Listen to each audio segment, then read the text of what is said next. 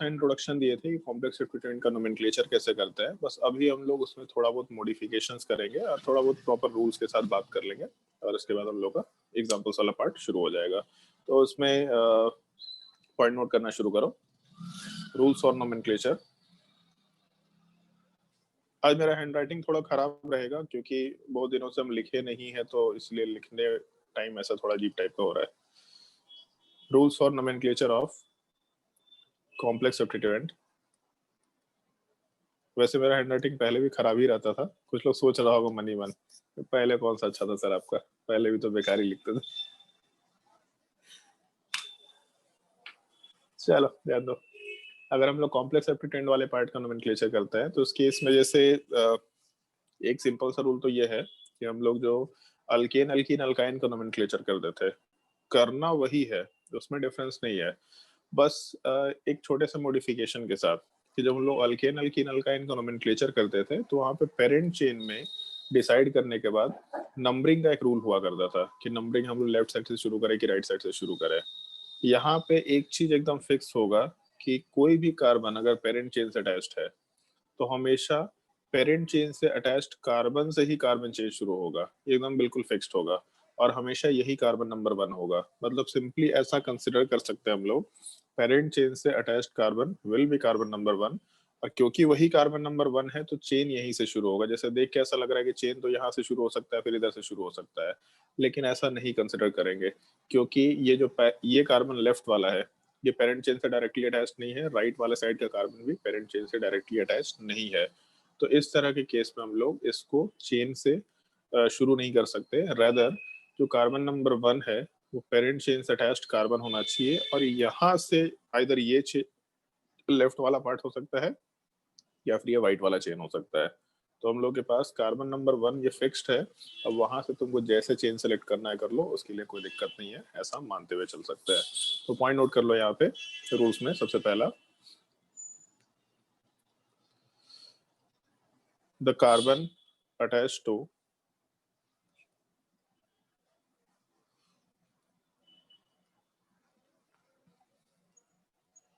The carbon के साथ यहाँ पे लिख लेना of the complex substituent, the carbon of the complex substituent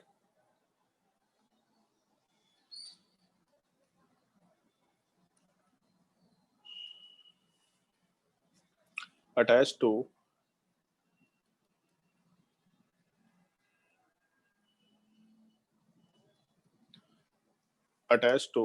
the parent chain will be carbon number 1, C1 कर सकते हैं, will be C1 of the complex substituent। जो कॉम्प्लेक्स सब्स्टिट्यूएंट है उसका कार्बन नंबर 1 हमेशा हम लोग पेरेंट चेन से अटैच्ड कार्बन को ही कंसिडर करेंगे। इसका मतलब चेन वहीं से शुरू होगा, ऐसा हम लोग मेंशन करते हुए काम कर सकते हैं, या फिर यहां से लिख लो, ब्रैकेट में लिख लो, ज्यादा बेटर होगा। Chain will start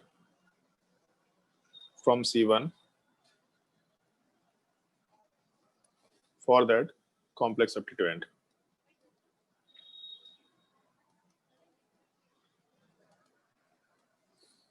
For that complex substituent।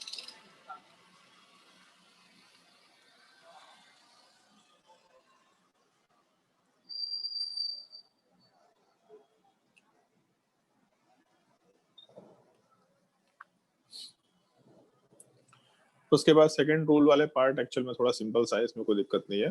तो इसमें बस पॉइंट ये ध्यान रख लेना होता है, naming of the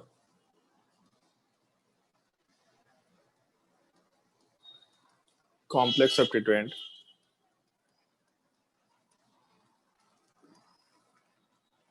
will be similar to naming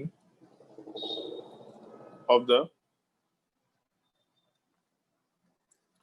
normal compounds मतलब अल्केन अल्कीन अल्काइन के जैसे नोमेनक्लेचर किए थे वैसे ही नोमेनक्लेचर होगा, सारे रूल सेम है, कहीं कोई डिफरेंस नहीं है।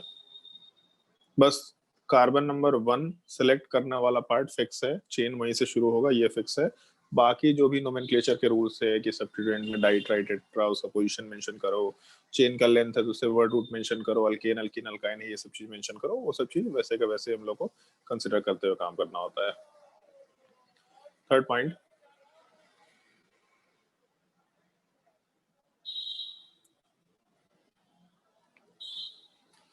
द टर्म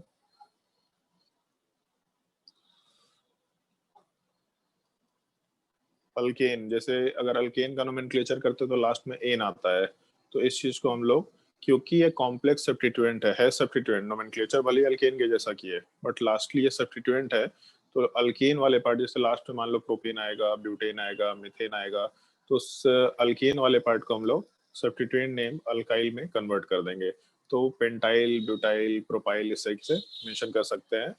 अगर अल्कीन वाला पार्ट होगा तो अल्कीन वाले पार्ट को उसके सब्स्टिट्यूएंट नेम अल्किनाइल में कन्वर्ट करके रख देंगे।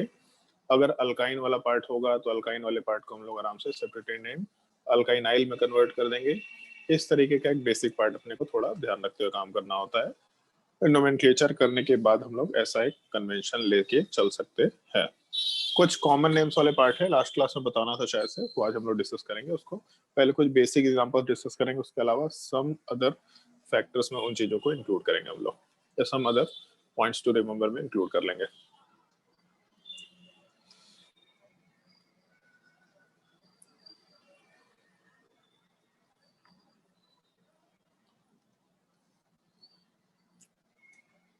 फोर्थ पॉइंट ध्यान रखना है, जब भी कभी हम लोग एक कॉम्प्लेक्स सब्स्टिट्यूएंट को लिखेंगे तो हमेशा कॉम्प्लेक्स सब्स्टिट्यूएंट को एक ब्रैकेट के अंदर लिखा करते हैं, मतलब उसको पैरेंथेसिस बोलते हैं हम लोग। हमेशा कॉम्प्लेक्स सब्स्टिट्यूएंट का नोमेनक्लेचर एक ब्रैकेट के अंदर होगा, यही चीज आइडेंटिफाई करता है कि कॉम्प्लेक्स सब्स्टिट्यूएंट है। कहीं कहीं पे प्राइम करके भी आता है, जैसे 2 प्राइम ऐसा करके लिख दिया नाम, बट प्राइम वाला कन्वेंशन पुराना कन्वेंशन था, अब हम लोग ब्रैकेट लिखा करते हैं। कॉम्प्लेक्स सब्स्टिट्यूएंट है तो जैसे सेकंड पोजीशन पे कॉम्प्लेक्स सब्स्टिट्यूएंट है तो 2 समथिंग, नॉर्मल सब्स्टिट्यूएंट है तो कॉमा 3 समथिंग ऐसा। तो इस केस में 2 के बाद ब्रैकेट लिखना जरूरी है, ऐसा हम लोग ध्यान रखते हैं। पॉइंट नोट कर लो, the name of the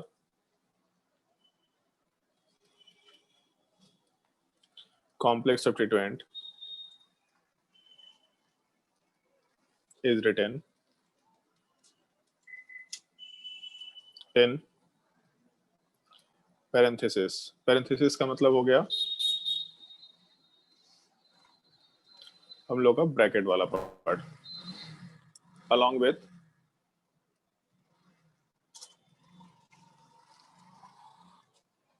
its position।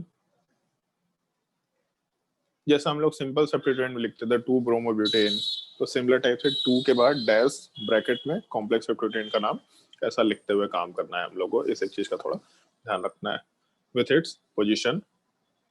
और एक चीज थोड़ा यहाँ ध्यान रखना है, जो फोर्थ पार्ट के बाद पॉइंट लिख रहा है, जैसे जब हम लोग सिंपल सब्स्टिट्यूएंट यूज करते थे तो 2 बार ब्रोमीन आया तो डाई ब्रोमो बोलते थे। यहाँ पे जब 2 बार कॉम्प्लेक्स सब्स्टिट्यूएंट आएगा, जैसे मान लो एक पेरेंट चेन है और यहाँ पे कॉम्प्लेक्स सब्स्टिट्यूएंट प्रेजेंट था और यहाँ पे एक और कॉम्प्लेक्स सब्स्टिट्यूएंट प्रेजेंट था, तो अगर कॉम्प्लेक्स सब्स्टिट्यूएंट वाला पार्ट रिपीट हुआ तो इसके रिपीटिशन के लिए हम लोग डाई वर्ड यूज नहीं करेंगे यहाँ पे, क्योंकि हो सकता है, जैसे मान लो यहाँ कॉम्प्लेक्स सब्स्टिट्यूएंट का एग्जांपल लेते हैं, मान लो ये कॉम्प्लेक्स सब्स्टिट्यूएंट है और इसमें यहाँ ब्रोमीन दे रखा है, यहाँ भी ब्रोमीन दे रखा, तो ये कार्बन नंबर 1 हो गया, यहाँ 4 का कार्बन चेन है, इसका मतलब ब्यूटेन वाला पार्ट हो गया। तो नोमेनक्लेचर में 1 के बाद 2 3, इसका मतलब 2,3 डाई ब्रोमो ब्यूटेन, ये तो कॉम्प्लेक्स सब्स्टिट्यूएंट का नाम कर रहे थे हम लोग, और क्योंकि ये सब्स्टिट्यूएंट है तो जो ब्यूटेन वाला पार्ट है उसमें ब्यूटेन वाले पार्ट में एन को हटा के ब्यूटाइल लगा देंगे, ये कॉम्प्लेक्स सब्स्टिट्यूएंट का नाम है 2,3 डाई ब्रोमो ब्यूटाइल। ये ब्रैकेट के अंदर होने का मतलब है कि एक ब्यूटाइल ग्रुप के सेकेंड थर्ड कार्बन पे डाई ब्रोमीन है, मतलब सेकेंड पोजीशन पे ब्रोमीन है, थर्ड पोजीशन पे ब्रोमीन है, और ब्रैकेट के अंदर इसको रखा। और क्योंकि अंदर डाई आ चुका है तो इसीलिए हम लोग फिर से, अगर मान लो यही सब्स्टिट्यूएंट नीचे रिपीट होता तो बाहर यहाँ पे डाई नहीं लगाएंगे, डाई के बाद डैश देके फिर से डाई मेंशन कर रहा है, ऐसा मेंशन नहीं करेंगे। तो जब एक कॉम्प्लेक्स सब्स्टिट्यूएंट का रिपीटिशन होता है तो वहां पे हम लोग die tri tetra word use नहीं कर सकते हैं, वहां पे हम लोग थोड़ा मॉडिफिकेशन करते हैं। पॉइंट नोट कर लो। In case of repetition of complex substituent,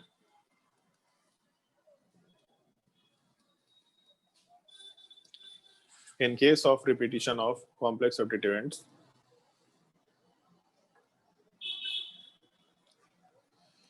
di, tri, tetra, etc.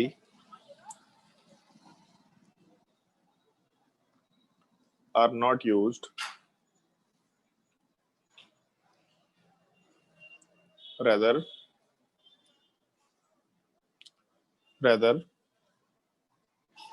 जब कॉम्प्लेक्स सब्स्टिट्यूएंट 2 बार रिपीट होगा तो बिस वर्ड यूज करेंगे, जब 3 बार रिपीट होगा तो ट्रिस वर्ड यूज करेंगे, जब 4 बार रिपीट होगा तो इस केस में हम लोग टेट्रा किस वर्ड यूज करेंगे, 5 बार जब रिपीट होगा तब उस केस में मतलब आगे जाने के बाद हम लोगों को बस टेट्रा, पेंटा, हेप्टा, हेक्सा इस टाइप से हम लोग वर्ड मेंशन कर सकते, टेट्रा, पेंटा, हेक्सा, हेप्टा, और उस केस में टेट्रा केस, पेंटा केस ऐसा वर्ड हम लोग आराम से मेंशन कर सकते हैं।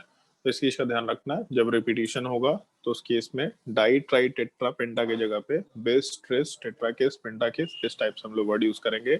और एक और चीज अगर याद हो तुम लोगों को, मान के चल रहा कि याद होना चाहिए, कि जब हम लोग एक सिंपल सब्स्टिट्यूएंट लेके चल रहे थे तो सिंपल सब्स्टिट्यूएंट जब रिपीट हो रहा था तो डाई ट्राई टेट्रा फॉलो करते थे, और उस डाई ट्राई टेट्रा को अल्फाबेटिकल ऑर्डर में काउंट नहीं करते थे, मतलब di tri tetra are not considered for alphabetical order, ऐसा बोल के चल रहे थे।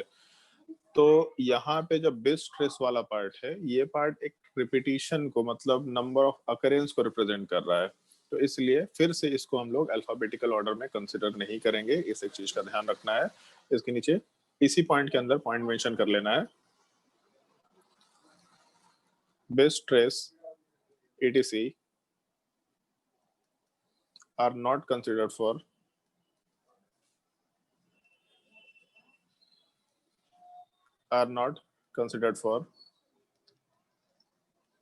alphabetical order,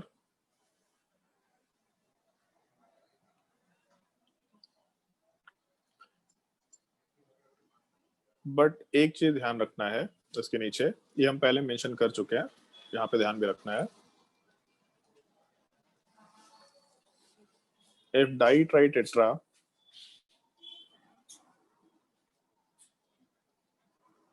is present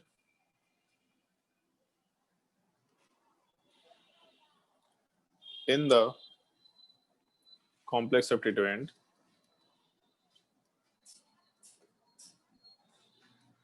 is present in the complex substituent, sir ये then 5th नंबर वाला पॉइंट में ही है कि अलग है?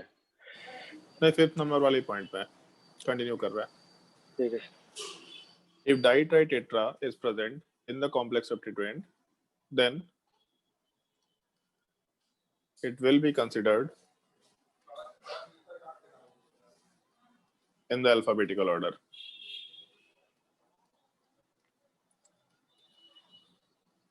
अगर डाइट्राइटेट्रा कॉम्प्लेक्स सब्स्टिट्यूएंट के नोमेनक्लेचर में है तब उसको अल्फाबेटिकल ऑर्डर में कंसिडर करते हैं।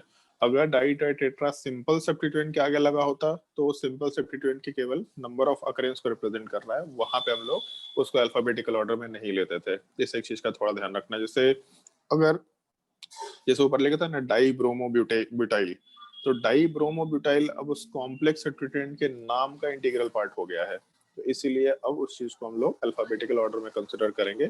इससे एक छोटे से पॉइंट का ध्यान रखना है। ऑल्दो जैसे रूल्स मतलब ठीक है लिखने के लिए केवल ठीक है, एक बार समझा देंगे तो रूल्स वाले पार्ट तुम लोगों को समझ में आते चले जाएंगे।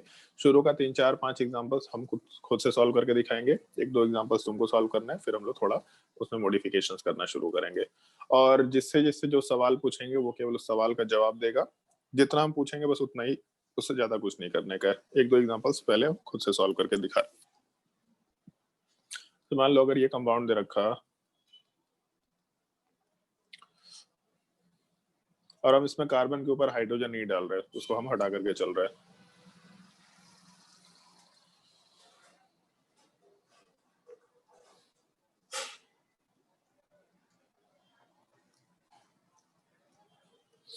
चलो मान लो जैसे ये कंपाउंड दे रखा है, अभी ध्यान दो, नोट डाउन मत करना कुछ भी। तो इस कंपाउंड में अगर नोमेनक्लेचर करना है तो सबसे पहला काम क्या देखेंगे, तो ये देखो कि इस कंपाउंड में नोमेनक्लेचर कौन से पार्ट में है। तो अभी तक हम लोग क्या पढ़ रखे हैं, तो इधर अल्केन पढ़ रखे हैं या अल्कीन पढ़ रखे हैं या फिर अल्काइन पढ़ रखे हैं। तो इस पूरे कंपाउंड में अल्केन से हायर लेवल अल्कीन अल्काइन का है, उससे हायर लेवल फंक्शनल ग्रुप का होगा, जो हम लोग नेक्स्ट क्लास से शुरू करेंगे। तो इस केस में अगर अल्केन वाले पार्ट को हम लोग पढ़ रहे हैं, तो इस केस में अल्केन वाला पार्ट से तो हायर लेवल चला गया अल्कीन। तो अगर अल्कीन है तो अल्कीन के केस में हम लोग अल्कीन वाले रूल्स पे शिफ्ट करेंगे। कैसे शिफ्ट करेंगे, तो अल्कीन के केस में हम लोग का रूल्स क्या था कि हम लोग ये बोलते हैं जिस कार्बन चेन में मैक्सिमम नंबर ऑफ अनसैचुरेशन हो उस चीज को हम लोग को सिलेक्ट करना है। तो मैक्सिमम नंबर ऑफ अनसैचुरेशन तो एक ही कार्बन चेन में दिख रहा, ये अपना पेरेंट चेन बन गया। तो हम पेरेंट चेन तो डिसाइड कर लिए एक बार। जैसे ही एक बार पेरेंट चेन डिसाइड कर लिए, तो उस केस में हम लोग का जो साइड चेन वाला पार्ट है ये सब्स्टिट्यूएंट बन जाएगा। तो इस केस में यहाँ एक कार्बन चेन है जो कि सब्स्टिट्यूएंट है। कार्बन चेन के ऊपर ब्रोमीन दे रखा जो खुद भी सब्स्टिट्यूएंट है, मतलब सब्स्टिट्यूएंट के ऊपर सब्स्टिट्यूएंट है। तो सब्स्टिट्यूएंट के ऊपर सब्स्टिट्यूएंट है, मतलब ओवरऑल हम लोगों को यहाँ एक कॉम्प्लेक्स सब्स्टिट्यूएंट मिल जा रहा है। तो कॉम्प्लेक्स सब्स्टिट्यूएंट वाले पार्ट का हम नोमेनक्लेचर कैसे करें, तो नोमेनक्लेचर करते वक्त सबसे पहले क्या करते थे हम लोग, तो पहले तो पोजीशन वाले पार्ट को हम लोग लिखेंगे और बाकी सारी चीजों को भी लिखना शुरू करेंगे। तो एक काम करते हैं, अभी के लिए पहले हम केवल पेरेंट चेन का नंबरिंग कर लेते हैं। नंबरिंग वाले पार्ट में 3 डबल बॉन्ड है, तो lowest set of Loken rule apply करके चलेंगे। एक और पॉसिबिलिटी, लेफ्ट साइड से जब शुरू करेंगे तो 4 5 6 7 8, मतलब पोजीशन वाले पार्ट में 1 + 3 + 7 कर सकते हैं, तो टोटल वैल्यू 11 आएगा। अगर राइट साइड से जाए 1 2 3 4 5 6 7 8, तो इस केस में फर्स्ट पोजीशन प्लस उसके अलावा फिफ्थ पोजीशन प्लस उसके अलावा सेवंथ पोजीशन, इसका मतलब टोटल वैल्यू हम लोग का 13 निकल के आने वाला है।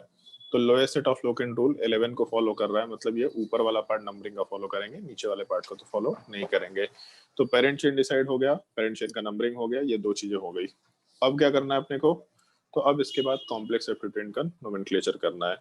तो हमेशा कॉम्प्लेक्स सब्स्टिट्यूएंट के नोमेनक्लेचर में पेरेंट चेन से जो कार्बन अटैच्ड है, इसको व्हाइट से मार्क कर रहा है, पेरेंट चेन से जो कार्बन अटैच्ड है ये कार्बन नंबर 1 बनेगा हमेशा। तो ये कार्बन नंबर 1 वाला पार्ट हो गया। और कार्बन नंबर 1 ये है, इसका मतलब पेरेंट चेन यहीं से शुरू होगा। तो यहीं से कार्बन चेन शुरू किया तो 3 ही तो कार्बन है यहाँ पे, ये अपना साइड चेन वाले पार्ट में पेरेंट चेन बन जाएगा। नंबर 1 ये है तो नंबर 2 इधर, नंबर 3 ऐसा बोलना पड़ेगा। मतलब पहले इंडिपेंडेंटली कर रहे थे, इधर से जाओ किधर से जाओ, बट यहाँ पे फिक्स है कि कार्बन चेन नंबर 1 ये है, तो यहीं से चेन शुरू होगा। और चेन शुरू होने के बाद हम लोग जो नॉर्मल अल्केन का नोमेनक्लेचर है कि लॉन्गेस्ट कार्बन चेन सेलेक्ट किया, दिस किया, दैट किया, इन सब चीजों को देखते हुए काम करना है। तो 3 का कार्बन चेन है, हम नीचे लिख देते हैं इस चीज को। कार्बन नंबर 1 ये है, यहाँ पे ब्रोमीन दिख रहा था, यहाँ भी ब्रोमीन दिख रखा था, और नीचे हम लोग को यहाँ पे पेरेंट चेन वाला पार्ट दिख रहा था। तो अगर ये कार्बन नंबर 1 है, यहीं से पेरेंट चेन शुरू होगा, तो पेरेंट चेन शुरू होने के बाद एक ही साइड जा सकता है। तो इस केस में पेरेंट चेन तो डिसाइड हो गया, पेरेंट चेन के ऊपर सब्स्टिट्यूएंट है, और क्योंकि नंबर 1 ये हो गया है तो अब 2 और 3 के अलावा और कोई ऑप्शन नहीं है। तो ये चीज थोड़ा आसान है रिलेटिवली, पहले पता करना पड़ता था कि नंबरिंग इधर से करे कि नंबरिंग इधर से करे। अब फिक्स है कि हम लोगों का नंबर 1 ये होगा तो 2 3 उसके आगे वाला ही पार्ट होगा। अब जैसे एक चीज सोच के देखो कि ये सब ग्रुप नहीं होता यहाँ पे, और इस कंपाउंड का नोमेनक्लेचर करना होता, केवल इस पार्ट का नोमेनक्लेचर करना होता, तो कैसे करते, तो 3 का कार्बन चेन है, और पहले नोमेनक्लेचर करना था तो हम लोग को राइट साइड से नंबरिंग करना होता है, इस साइड से नंबरिंग करना होता है। बट अभी हम नंबरिंग फिक्स कर दे कि नहीं, हम यही नंबरिंग दे रहा है और बोल रहा है अब नोमेनक्लेचर बताओ क्या होगा, मतलब हम ऐसा कंडीशन डाल दिए। बहुत सारे लोग कोडिंग सीख रहे होंगे तुम में, तो तुमको पता होगा ऐसा कंडीशन होता है कि ऐसा कंडीशन डाल दिए, अब बताओ क्या होगा, कि नंबरिंग इस साइड से शुरू कर रहे हैं। तो 3 का कार्बन चेन है, सेकंड पोजीशन थर्ड पोजीशन पे ब्रोमीन है, तो 2,3 हम लोग आराम से डाई ब्रोमो लिख सकते हैं। 2,3 डाई ब्रोमो, और 3 का कार्बन चेन, इसका मतलब प्रोपेन। ये हम लोगों के कॉम्प्लेक्स सब्स्टिट्यूएंट का नोमेनक्लेचर के लिए जो मेन पार्ट है ये होना चाहिए, मतलब ये नोमेनक्लेचर हो गया। लेकिन क्योंकि ये पूरा का पूरा ग्रुप सब्स्टिट्यूएंट है, और सब्स्टिट्यूएंट को हम लोग प्रोपेन से रिप्रेजेंट नहीं कर सकते, इसके लिए प्रोपाइल वर्ड बना है। तो इस केस में हम लोग आराम से यहाँ पे जो डाई ब्रोमो प्रोपेन लिखे थे उसमें प्रोपेन के एन को हटा के प्रोपाइल में कन्वर्ट कर देंगे, तो ये हम लोग के कॉम्प्लेक्स सब्स्टिट्यूएंट का नोमेनक्लेचर हो जाएगा। और जब भी हम लोग इस कॉम्प्लेक्स सब्स्टिट्यूएंट का नोमेनक्लेचर लिखेंगे तो ब्रैकेट के अंदर लिखेंगे with its position present in the parent chain. तो पेरेंट चेन में ब्लू वाले नंबरिंग को अगर फॉलो करें तो 5th पोजीशन पे ये कॉम्प्लेक्स सेप्टेटेंट मिल रहा है हम लोगों को। तो इस केस में इस ब्रैकेट के बाहर पूरे कॉम्प्लेक्स सेप्टेटेंट का नाम और उसके बाहर 5th पोजीशन, तो 5 dash bracket 2,3 die bromo propyl ऐसा लिख सकते हैं। तो जब नोमेनक्लेचर करेंगे तो हम लोग 5 ब्रैकेट के अंदर 2,3 डाई ब्रोमो प्रोपाइल और उसके आगे फिर हम लोग का टोटल 8 का कार्बन चेन है, इसका मतलब ऑक्ट।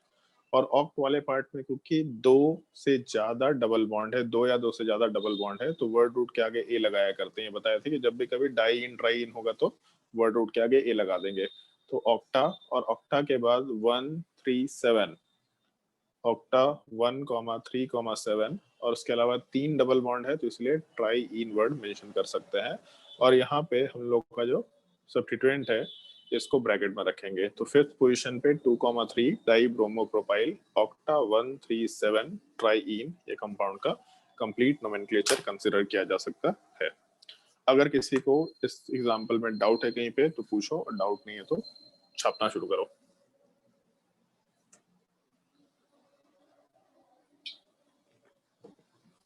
सर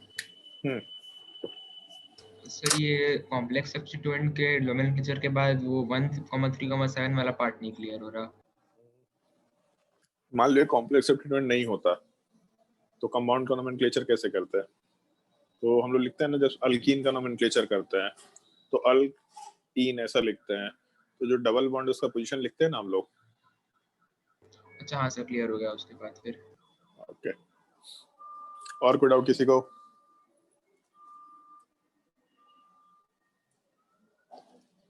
बोलते जाओ भाई अगर और कोई डाउट है तो।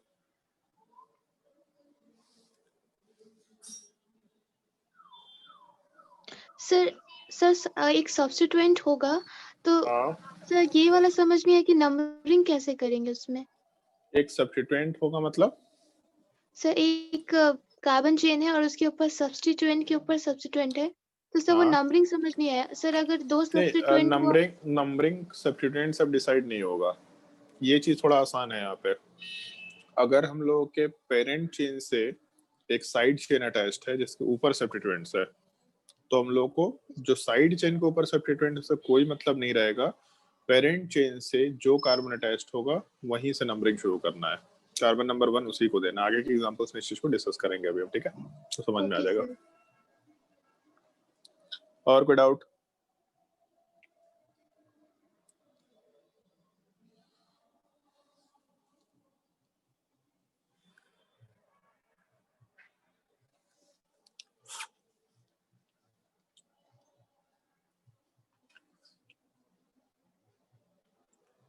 और आद्या तुम अकेले के लिए आइसक्रीम नहीं खाली, कोल्ड ड्रिंक्स भी पी लिया, हम लोग को भी भेज दिया करो। तो गलत बात है। तो पहले केक खा ली थी बना बना के। खुद ही बहुत मुश्किल से मिलता है। तो भी एक मतलब बांट के खाना चाहिए, बांटने से खुशी मिलती है। गजब लोग होते हैं भाई, बताओ, कोई फिक्र ही नहीं है हम लोगों का।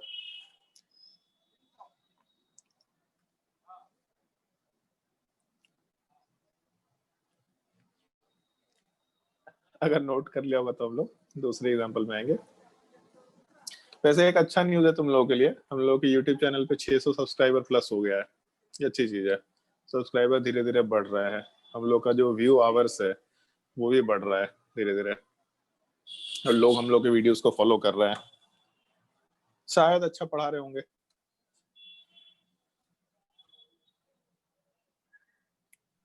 सर ये ऑक्टा क्या वहाँ हुआ, वो ऑक्टा क्यों है? ये रूल बताए थे अंशुल, अगर याद हो तो। जैसे वर्ड रूट लिखते हैं ना, मान लो कि ऑक्टीन लिखे हम लोग, तो जब यहाँ पे ऑक्ट डाई इन होगा तो जब भी डाई ट्राई टेट्रा यूज करते हो तो यहाँ पे वर्ड रूट के आगे ए लगा देते हो, ऑक्टा डाई इन ऐसा लिखा करते हैं, ब्यूटा डाई इन। हर केस में सर ये हो? हाँ, हर केस में होता है। ये तो रूल में लिखवाया था अल्कीन अल्काइन में, वो ध्यान है। ऊपरी तो होगा, नहीं है इसमें, नहीं है, पिछले वाले लेक्चर में होगा।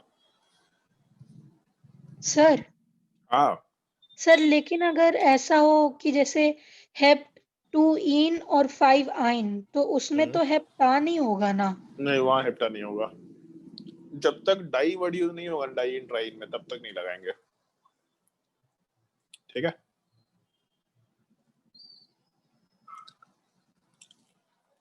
और कोई डाउट?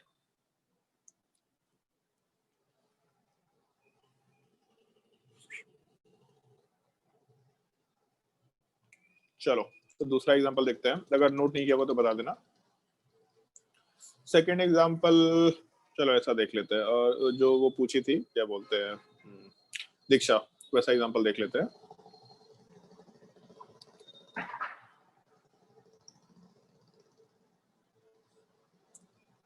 थोड़ा भारी करते हैं इसको।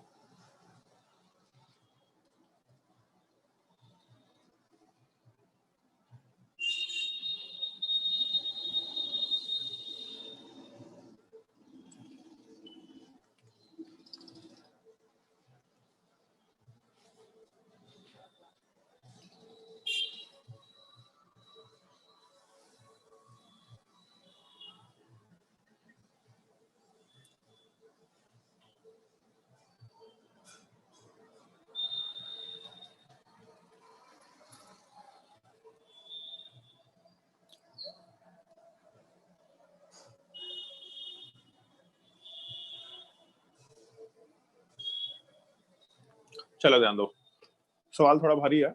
एक तो इतना बड़ा सवाल अगर आएगा, एक तो आना नहीं चाहिए, मेरे हिसाब से नहीं आना चाहिए, बट अगर इतना बड़ा सवाल आया तो सॉल्व कैसे करना है, इन चीजों को सीखने की कोशिश करो। ऐसा नहीं कि तुमको तुरंत आएगा, धीरे धीरे आ जाएगा। मान लो कि हमको ये सवाल सॉल्व करना है, तो हम क्या करेंगे? तो सबसे पहला काम तो ये देखेंगे कि कौन सा कैटेगरी का नोमेनक्लेचर है, अल्केन, अल्कीन, अल्काइन के फंक्शनल ग्रुप। फंक्शनल ग्रुप तो अभी तक बताया नहीं, तो अल्केन, अल्कीन, अल्काइन है। कहीं भी डबल बॉन्ड नहीं दिख रहा, कहीं भी ट्रिपल बॉन्ड नहीं दिख रहा, तो नोमेनक्लेचर ऑफ अल्केन है। अगर केवल नोमेनक्लेचर ऑफ अल्केन है तो इसमें क्या करते थे हम लोग? तो पहले लॉन्गेस्ट कार्बन चेन देखते थे पेरेंट चेन डिसाइड करने के लिए। तो लॉन्गेस्ट कार्बन चेन अगर देखना शुरू करें तो उसके इसमें जैसे बहुत सारे कार्बन चेन हो सकते हैं, तो छोटा छोटा कार्बन चेन हम नहीं देखेंगे। ऐसा करते हैं, जैसे यहाँ से दिख रहा है, यहाँ से शुरू करते हैं, तो यहाँ से इस पॉइंट तक गए। अब ऊपर हम डायग्राम नहीं बना रहे, बस ऊपर देख रहे हैं। तो ऊपर जाएंगे तो कितना कार्बन मिल सकता है? तो मैक्सिमम 3 कार्बन मिल सकता है, जबकि सामने जाने पे ज्यादा कार्बन मिल सकता है। तो यहाँ से शुरू किए, ऊपर नहीं जाएंगे, हम छोड़ देते हैं। फिर यहाँ से जब आगे गए तो आगे जाने पे जब नीचे जाएंगे तो नीचे जाने पे इधर इधर जाएंगे या इधर जाएंगे, मतलब मैक्सिमम 3 कार्बन मिल सकता है, लेकिन आगे ज्यादा कार्बन है, तो यहाँ से सामने जाएंगे। अब सामने जाते वक्त भी यहाँ पे जब गए तो ऊपर 1 कार्बन मिल रहा है, जबकि राइट साइड में 3 कार्बन मिल रहा है। तो ये एक ऑप्शन हो सकता है, एक पॉसिबिलिटी। ये सबसे लंबा चेन हमको दिख रहा था पहले।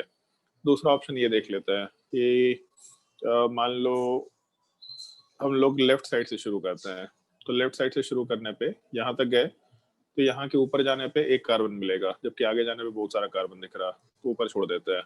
फिर यहाँ से आगे जब जाएंगे तो यहाँ से नीचे जाने पे 3 कार्बन मिलेगा, जबकि आगे जाने पे 4 कार्बन मिल सकता है, तो नीचे वाले पार्ट को छोड़ देते हैं।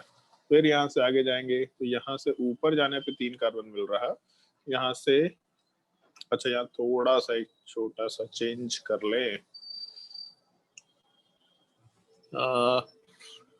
एक छोटा सा वेरिएशन और पुट अप कर रहे हैं ताकि कंफ्यूजन ना हो। यहाँ पे हम फ्लोरीन को ऐड कर रहे हैं। चलो, तो इस केस में जैसे यहाँ से अब ऊपर गए तो यहाँ 3 कार्बन मिल रहा है, और लेफ्ट में जाने का तो कोई मतलब नहीं, 1 ही कार्बन मिल रहा है, और यहाँ से हॉरिजॉन्टल जाने पे भी 3 कार्बन मिल रहा है। तो एक चीज सोच के देखो कि अगर हम लोग कार्बन चेन की बात करें तो ये जो हॉरिजॉन्टल वाला रेड वाला कार्बन चेन है और जो नीचे का व्हाइट वाला कार्बन चेन, ये तो सेम ही कार्बन चेन को रिप्रेजेंट कर रहा है। बट एक और भी तो पॉसिबिलिटी आया कि अगर हम लोग यहाँ लेफ्ट से जाना शुरू किए तो यहाँ से ऊपर जाने पे इधर भी 3 कार्बन और इधर भी 3 कार्बन मिल रहा। मतलब अगर देखा जाए तो 2 कार्बन चेन पॉसिबल है, एक ये रेड वाला कार्बन चेन और ये हॉरिजॉन्टल व्हाइट वाला कार्बन चेन, ये दोनों चेन पॉसिबल हो सकता है, बिल्कुल पॉसिबल है, कोई दिक्कत नहीं है इसमें। तो कार्बन चेन डिसाइड करते वक्त रिजेक्ट करते जाना, एक पॉइंट से शुरू करना, जो सबसे लंबा कार्बन चेन तुमको दिख रहा है उसको ट्राई करना, लेकिन बाकी ऑप्शंस को छोड़ना मत, क्योंकि कार्बन चेन अगर ऐसे घुमा घुमा हुआ टाइप का तो पता नहीं चलेगा कि लंबा है कि नहीं। बट जो सबसे लंबा तुमको दिखेगा उसके एक कॉर्नर से शुरू करना और बाकी पॉसिबिलिटीज को काउंट करते चलना, फिर उसके दूसरे कॉर्नर से शुरू करना और बाकी पॉसिबिलिटीज को काउंट करते चलना, तो नॉर्मली तुमको लॉन्गेस्ट कार्बन चेन मिल जाएगा। ऑल्दो इतना बड़ा सवाल नहीं पूछने वाला है कभी। अब एक चीज, जब व्हाइट वाला चेन लेंगे हम लोग और रेड वाला चेन लेंगे तो एक चीज तो दिख रहा है कि यहाँ से आगे का पोर्शन तो दोनों जगह कॉमन है, यहाँ से आगे का पोर्शन दोनों में सेम ही दिख रहा है। डिफरेंस कहाँ से आ रहा है, तो केवल इस कार्बन से ऊपर चले गए या फिर लेफ्ट साइड में चले गए। तो बाकी पार्ट तो लंबा कार्बन चेन भी था और ऊपर चले गए कि लेफ्ट साइड में चले गए, केवल डिफरेंस यहाँ से ऊपर जाने पर लेफ्ट साइड में जाने पे आ रहा है, बाकी पार्ट कॉमन है। तो कॉमन पार्ट को काउंट मत करो, कॉमन पार्ट को रिजेक्ट करना शुरू करो। बहुत सारे जैसे हम लोग कभी भी क्वेश्चन सॉल्व करते हैं मेंटल एबिलिटी का, तो मेंटल एबिलिटी में मोस्टली हम लोग चीजें रिजेक्ट करते हैं, जहाँ पे कुछ कुछ चीजें रिजेक्ट कर सकते हैं। सेम टाइप का चीज ऑर्गेनिक केमिस्ट्री में चलेगा, कॉमन पार्ट मोस्टली रिजेक्ट हो जाएगा। जब सिलेक्शन करेंगे कि आंसर पे जाना है तो ऑप्शंस में हम लोग नॉर्मली सिलेक्शंस करते हैं, तो वहाँ पे सिलेक्शंस करते वक्त हम लोग कॉमन चीजों को हटा हटा के डिफरेंस के बेसिस पे काम करना शुरू करते हैं। तो यहाँ पे ऊपर जाने पे 3 का कार्बन चेन, लेफ्ट साइड में जाने पे 3 का कार्बन चेन, मतलब नंबर ऑफ कार्बन तो दोनों तरफ सेम दिख रहा है। अब अगर नंबर ऑफ कार्बन सेम दिख रहा तब क्या करें हम लोग, तो कार्बन जब सेम होता है तो नंबर ऑफ सब्स्टिट्यूएंट्स पे जाते हैं।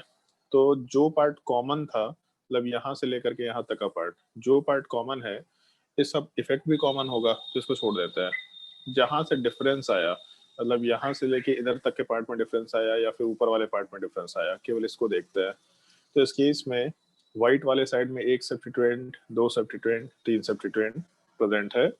और अगर हम लोग ये हॉरिजॉन्टल चेन लेके चलेंगे तो ये भी एक सब्स्टिट्यूएंट बन जाएगा, क्योंकि हॉरिजॉन्टल चेन पे तो एग्जिस्ट कर रहा है। तो अगर हम लोग व्हाइट वाला पार्ट लेते हैं तो उसमें 4 सब्स्टिट्यूएंट मिल रहा है डिफरेंस वाले पार्ट में। कॉमन पार्ट में तो और भी था, बट हम लोग केवल डिफरेंस वाले पार्ट को देख रहे हैं, तो यहाँ 4 सब्स्टिट्यूएंट मिल रहा है। जबकि अगर हम लोग ऊपर रेड वाले पार्ट को लेके चलेंगे तो जैसे ही रेड वाले साइड में चले गए तो ये पार्ट सब्स्टिट्यूएंट के जैसा बिहेव करेगा पूरा का पूरा, क्योंकि पेरेंट चेन ये रेड वाला पार्ट बन गया। इस रेड वाले पार्ट को हम थोड़ा ऐसा बना देते हैं, ये चीज अगर ये पार्ट पेरेंट चेन बन गया तो जो भी ग्रुप उस पर डायरेक्टली अटैच्ड है ये सब्स्टिट्यूएंट बन जाएगा। तो एक ये सब्स्टिट्यूएंट बन गया, दूसरा ये मिथाइल वाला कार्बन सब्स्टिट्यूएंट बन गया, ऊपर ये ब्रोमीन सब्स्टिट्यूएंट बन गया। तो यहाँ 3 ही सब्स्टिट्यूएंट निकल के आ रहा है। मतलब पहले हम लोग को 4 सब्स्टिट्यूएंट मिल रहा था, बट पिंक वाले पार्ट में या रेड वाले पार्ट में हम लोग को 3 ही सब्स्टिट्यूएंट मिल रहा है। तो नंबर ऑफ कार्बन चेन अगर सेम है तो मैक्सिमम नंबर ऑफ सब्स्टिट्यूएंट पे जाएंगे, उसके हिसाब से ये जो व्हाइट वाला पार्ट है ये अपना पेरेंट चेन बन रहा है, ये रेड वाला पार्ट या पिंक वाला पार्ट पेरेंट चेन नहीं बन रहा। तो इस चीज को हम रिजेक्ट कर देते हैं और पेरेंट चेन वाले पार्ट के हिसाब से फिर काम करना शुरू करते हैं। तो एक काम करते हैं, इसको हम कॉपी पेस्ट कर लेते हैं, 1 मिनट। तो हम लोगों का डिसाइड हो गया कि पेरेंट चेन वाला पार्ट क्या होगा। तो पेरेंट चेन वाला पार्ट तो मालूम पड़ गया कि हम लोग का ये व्हाइट वाला पार्ट होना है। अब इसके बाद एक बार पेरेंट चेन डिसाइड कर लिया तब क्या करेंगे, तो पेरेंट चेन वाले पार्ट को डिसाइड करने के बाद हम लोग सब्स्टिट्यूएंट्स वाले पार्ट को देखना शुरू करेंगे। सारे के सारे सब्स्टिट्यूएंट वाले पार्ट को आराम से क्या करके देखते चले जाएंगे। तो अगर हम लोग सब्स्टिट्यूएंट वाले पार्ट को देखते हैं तो इस केस में जैसे मान लो, अरे क्या हो गया भाई, 1 मिनट।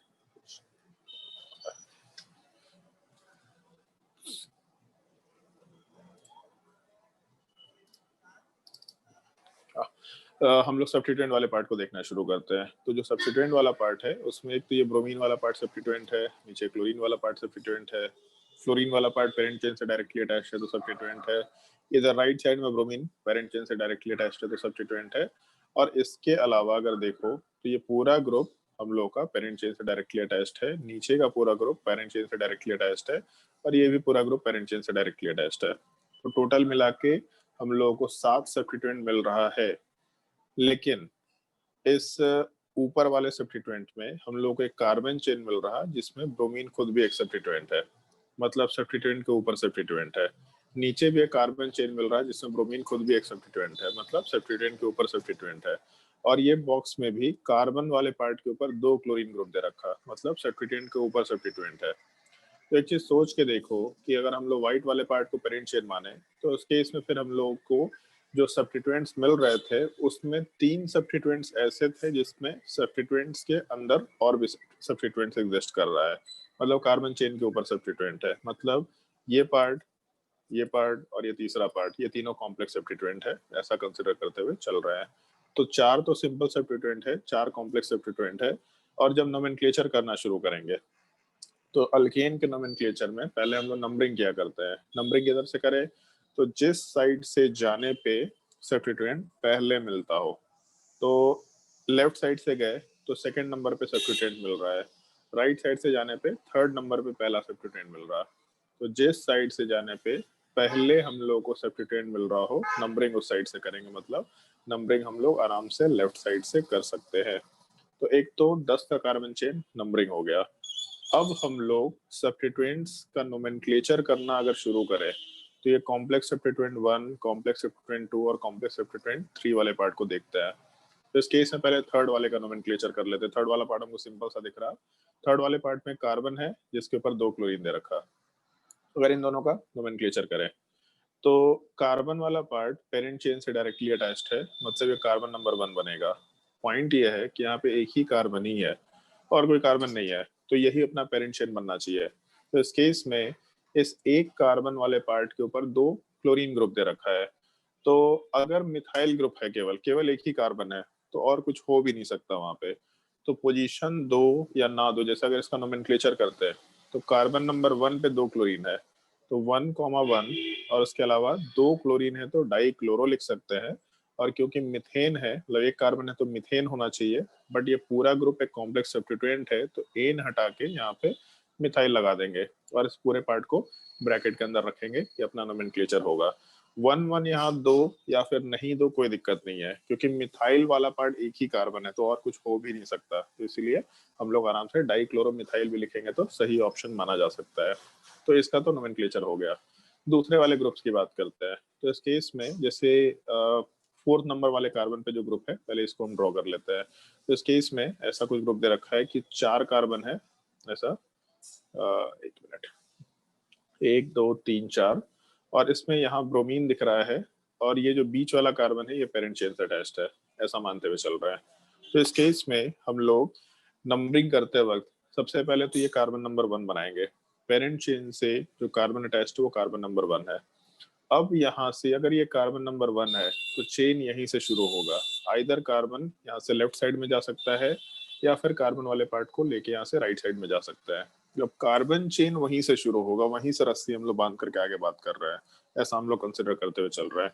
तो इस केस में कार्बन नंबर 1 से अगर कार्बन चेन शुरू होगा तो इधर लेफ्ट में ये व्हाइट वाला कार्बन चेन ले सकते हैं 2 का, या फिर राइट साइड में जा सकते हैं। तो बेसिकली ब्रांच टाइप की चीज बोल रहा हूँ, जैसे होता है ना कि एक स्टेम है, अगर मान लो तो जो पेड़ का स्टेम होता है उससे जो ब्रांच निकलता है उसका इंटीग्रल पार्ट दिखाई देता है एक तरीके से। तो इस पेरेंट चेन का ये इंटीग्रल पार्ट रहेगा, ये कार्बन वाला पार्ट इंटीग्रल पार्ट रहेगा। अब यहाँ से इंटीग्रल पार्ट में लेफ्ट चले जाओ या राइट चले जाओ, इससे मतलब नहीं है, लेकिन पेरेंट चेन से वो चीज जो डायरेक्टली अटैच्ड है वही कार्बन चेन का मेन पार्ट रहेगा। हम लोग इस पार्ट को पेरेंट चेन नहीं बना सकते, ऑल्दो ये लॉन्गेस्ट कार्बन चेन है, बट इसको पेरेंट चेन नहीं बना सकते। इस एक चीज का ध्यान रखना। पेरेंट चेन से जो कार्बन अटैच्ड है that will be carbon number 1, and वहीं से पेरेंट चेन, मतलब वहीं से हम लोग के सब्स्टिट्यूएंट का पेरेंट चेन वाला पार्ट शुरू होना है। तो आइदर ये लेफ्ट वाला पार्ट लेके चल सकते हैं, इसको ब्लू से रिप्रेजेंट कर दे रहे हैं इस बार, और नहीं तो फिर ये राइट वाला पार्ट लेके चल सकते हैं। रूल क्या था? लॉन्गेस्ट कार्बन चेन, क्योंकि इधर अल्केन दिख रहा है, लॉन्गेस्ट कार्बन चेन हम लोग को व्हाइट वाला पार्ट दिख रहा है तो ये ब्लू वाला पार्ट रिजेक्ट हो जाएगा, तो आराम से पेरेंट चेन बन गया कार्बन नंबर 2, कार्बन नंबर 3 बोल सकते हैं। तो अगर नोमेनक्लेचर करेंगे हम लोग तो इस केस में जैसे ही हम लोग का पेरेंट चेन डिसाइड हो गया तो पेरेंट चेन से जो भी कार्बन डायरेक्टली अटैच्ड है इस चीज को सब्स्टिट्यूएंट बोला जा सकता है। तो पेरेंट चेन वाले पार्ट में कार्बन चेन अगर डायरेक्टली अटैच्ड है तो सब्स्टिट्यूएंट था, तो यहाँ पे वही चीज है।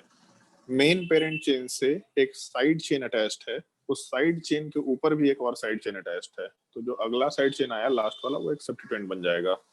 3 का कार्बन चेन है, सेकंड नंबर पे ब्रोमीन है, फर्स्ट नंबर पे मिथाइल ग्रुप है। अल्फाबेटिकल ऑर्डर में पहले ब्रोमीन दिखाई दे रहा है हमको, तो पहले 2 पे ब्रोमो डालेंगे, फिर उसके बाद हम लोग फर्स्ट पोजीशन वाले पार्ट पे मिथाइल ग्रुप को डालेंगे, तो 1 पोजीशन पे मिथाइल आ जाएगा। और नोमेनक्लेचर वाले पार्ट में 1 मिथाइल के बाद 3 का कार्बन चेन है, मतलब प्रॉप वर्ड ही होना चाहिए था, और क्योंकि अल्केन है तो अल्केन वाले पार्ट के लिए हम लोग सब्स्टिट्यूएंट नेम आइल लगाते हैं, तो इसके इसमें 2 ब्रोमो 1 मिथाइल प्रोपाइल, ये हम लोगों के कॉम्प्लेक्स सब्स्टिट्यूएंट का कंप्लीट नेम निकल के आ जाएगा, ऐसा कंसिडर कर सकते हैं। और इसके बाद फिर हम लोगों का एक और कॉम्प्लेक्स सब्स्टिट्यूएंट, ये सेकंड नंबर है। तो सेकंड नंबर वाले पार्ट को जब हम लोग रिप्रेजेंट करेंगे, नीचे रिप्रेजेंट कर लेते हैं, तो यहाँ पे 4 कार्बन दिख रहा और इधर ब्रोमीन दिख रहा है, और ये पार्ट पेरेंट चेन से अटैच्ड है। तो इस केस में जैसे एक चीज देखो, ये ऊपर वाला स्ट्रक्चर और ये नीचे वाला स्ट्रक्चर, ये दोनों स्ट्रक्चर में कोई डिफरेंस नहीं है। पेरेंट चेन से जो कार्बन अटैच्ड है, पेरेंट चेन से जो कार्बन अटैच्ड है, उससे हम लोग के एक साइड में 3 कार्बन है, एक साइड में 1 कार्बन, उससे एक साइड में 3 कार्बन, एक साइड में 1 कार्बन, और जिधर 3 साइड वाला कार्बन है उस साइड में हम लोगों के सेकंड कार्बन पे ब्रोमीन है। तो दोनों एग्जैक्टली सेम टाइप का ग्रुप है, कहीं कोई डिफरेंस नहीं है, मतलब नोमेनक्लेचर वाला पार्ट भी सेम होगा, मतलब कॉम्प्लेक्स सब्स्टिट्यूएंट रिपीट हो रहा है। तो अगर कॉम्प्लेक्स सब्स्टिट्यूएंट रिपीट हो रहा है तो हम लोग यहाँ पे die tri tetra word use ना करके बिस्ट्रेस वर्ड यूज करना शुरू करेंगे। अब हम लोग नोमेनक्लेचर वाले पार्ट पे आते हैं। तो नोमेनक्लेचर का तरीका क्या बताया था, पहले पेरेंट चेन का नोमेनक्लेचर करो। 10 का कार्बन चेन है तो 10 के कार्बन चेन के लिए पेरेंट चेन का नोमेनक्लेचर में वर्ड रूट डेक लगाएंगे, और क्योंकि अल्केन है तो डेकेन, सबसे पहला चीज। उसके बाद ब्रोमीन है सेकंड पोजीशन पे, और कहीं दिख रहा है ब्रोमीन, यहाँ पे दिख रहा है, मतलब ब्रोमीन मतलब मेन सब्स्टिट्यूएंट के जैसा ब्रोमीन, साइड सब्स्टिट्यूएंट के जैसा नहीं, उसको कॉम्प्लेक्स सब्स्टिट्यूएंट में काउंट कर चुके हैं हम लोग। तो सिंपल सब्स्टिट्यूएंट में ब्रोमीन 2 जगह दिख रहा है, 8 नंबर कार्बन पे और सेकंड नंबर कार्बन पे। तो सेकंड पोजीशन पे और इसके अलावा हम लोग के 8th पोजीशन पे 2 ब्रोमीन है, तो 2,8 डाई ब्रोमो लिख सकते हैं। फिर उसके बाद अगर हम लोग आगे कैलकुलेशन करें तो क्लोरीन दिख रहा और सिंपल सब्स्टिट्यूएंट में क्लोरीन कहीं भी नहीं है, तो सेकंड पोजीशन पे क्लोरीन लिख करके काम कर सकते हैं, तो सेकंड पोजीशन पे क्लोरो लिख दिया। और उसके बाद हम लोगों को थर्ड पोजीशन पे फ्लोरीन दिख रहा था और सिंपल सब्स्टिट्यूएंट 4 ही था, तो और कहीं हो भी नहीं सकता, तो इस केस में हम लोग के थर्ड पोजीशन वाले पार्ट पे आराम से हम लोग फ्लोरीन के लिए फ्लोरो लिख सकते हैं। उसके बाद ये नोमेनक्लेचर अपना दिख रहा है, ये जो पूरा का पूरा नोमेनक्लेचर कॉम्प्लेक्स सब्स्टिट्यूएंट का लिखे थे, इसको कंसिडर कर सकते हैं हम लोग। और इस सब्स्टिट्यूएंट का पोजीशन था 7 नंबर, तो 7 पोजीशन पे हम लोग आराम से इस ग्रुप को कंसिडर कर सकते हैं। 7 नंबर वाले पार्ट पे इस ग्रुप को आराम से कंसिडर किया जा सकता है। तो हम लोग आराम से अपने नोमेनक्लेचर वाले पार्ट में 7 नंबर कार्बन पे इसको लिखते हुए काम कर सकते हैं। तो हम काम करते हैं, यहाँ पे इस चीज को टेस्ट कर लेते हैं। 7 नंबर वाले कार्बन पे हम लोग ये पूरा का पूरा ग्रुप दिखाई देना चाहिए। तो एक मिनट, 7th पोजीशन वाले पार्ट पे 1,1 डाइक्लोरोमिथाइल कंसिडर कर सकते हैं। और उसके अलावा फिर हम लोगों का 4th नंबर पे जो ग्रुप है, ग्रुप नंबर 1, और ये 5th नंबर पे ग्रुप नंबर 2, ये दोनों सेम सब्स्टिट्यूएंट था 4th और 5th पोजीशन पे। तो इस सब्स्टिट्यूएंट वाले पार्ट को भी हम यहाँ से कॉपी कर लेते हैं। और कॉपी करने के बाद हम लोग जब इसका नोमेनक्लेचर वाला पार्ट यहाँ पे मेंशन कर रहे होंगे, तो क्योंकि ये चीज रिपीट हुआ है 2 बार और 4th और 5th पोजीशन दोनों जगह पे है, तो यहाँ पे नोमेनक्लेचर वाले पार्ट में 4,5, और क्योंकि 2 बार रिपीट हुआ है तो 4,5 के बाद 2 बार के लिए हम लोग बिस वर्ड यूज कर सकते हैं। तो 4,5 बिस 2 ब्रोमो 1 मिथाइल प्रोपाइल, ये हम लोग का नोमेनक्लेचर निकल के आने वाला है। अब क्या करना है, तो अल्फाबेटिकल ऑर्डर फॉलो करना है। अल्फाबेटिकल ऑर्डर में die tri tetra of complex substituent use नहीं करते हैं, तो ब्रोमो का बी, क्लोरो वाले पार्ट का सी, फ्लोरो वाले पार्ट का एफ, डाई क्लोरोमिथाइल में अब यहाँ के डी को कंसिडर करेंगे हम लोग, क्योंकि ये कॉम्प्लेक्स सब्स्टिट्यूएंट का डाई क्लोरो है या फिर कॉम्प्लेक्स सब्स्टिट्यूएंट का डाई ट्राई टेट्रा है, तो इस पार्ट को अल्फाबेटिकल ऑर्डर में लिया जाएगा। तो यहाँ पे डी वाला पार्ट और नीचे के बी वाले पार्ट को लेंगे। तो अल्फाबेटिकली सबसे पहले बी आएगा। अब एक चीज सोच के देखो, जैसे यहाँ पे बी है और नीचे में बी है, तो इस केस में उसके अगले अल्फाबेट पे जाएंगे, तो इधर ब्रोमो दिख रहा है, यहाँ भी ब्रोमो दिख रहा है, तो ब्रोमो तो सेम ही दिख रहा है। तो ब्रोमो के बाद यहाँ कुछ नहीं है और ब्रोमो के बाद यहाँ कुछ है। तो जो हम लोग डिक्शनरी फॉलो करते हैं तो होता है ना कि उसमें क्या बोलते हैं, अप लिखे हैं और अपर लिखे हुए हैं, तो अपर बाद में आएगा, अप पहले आएगा। तो यहाँ कुछ नहीं है तो ये पहले आएगा और नीचे वाला पार्ट बाद में आएगा, तो ये ब्रोमो वाला पार्ट पहले चला जाएगा फर्स्ट पोजीशन पे। फिर उसके बाद सेकंड नंबर पे हम लोग इस ग्रुप को डाल सकते हैं, 2 ब्रोमो 1 मिथाइल प्रोपाइल। फिर उसके बाद अल्फाबेटिकल ऑर्डर में सी, एफ और डी है यहाँ पे, तो पहले सी वाला पार्ट आना है तो यहाँ पे क्लोरो को डालेंगे, फिर उसका डी वाला पार्ट आना है तो डाइक्लोरो वाले पार्ट को, और उसके बाद हम लोग ये फ्लोरो वाले पार्ट को आराम से डाल सकते हैं।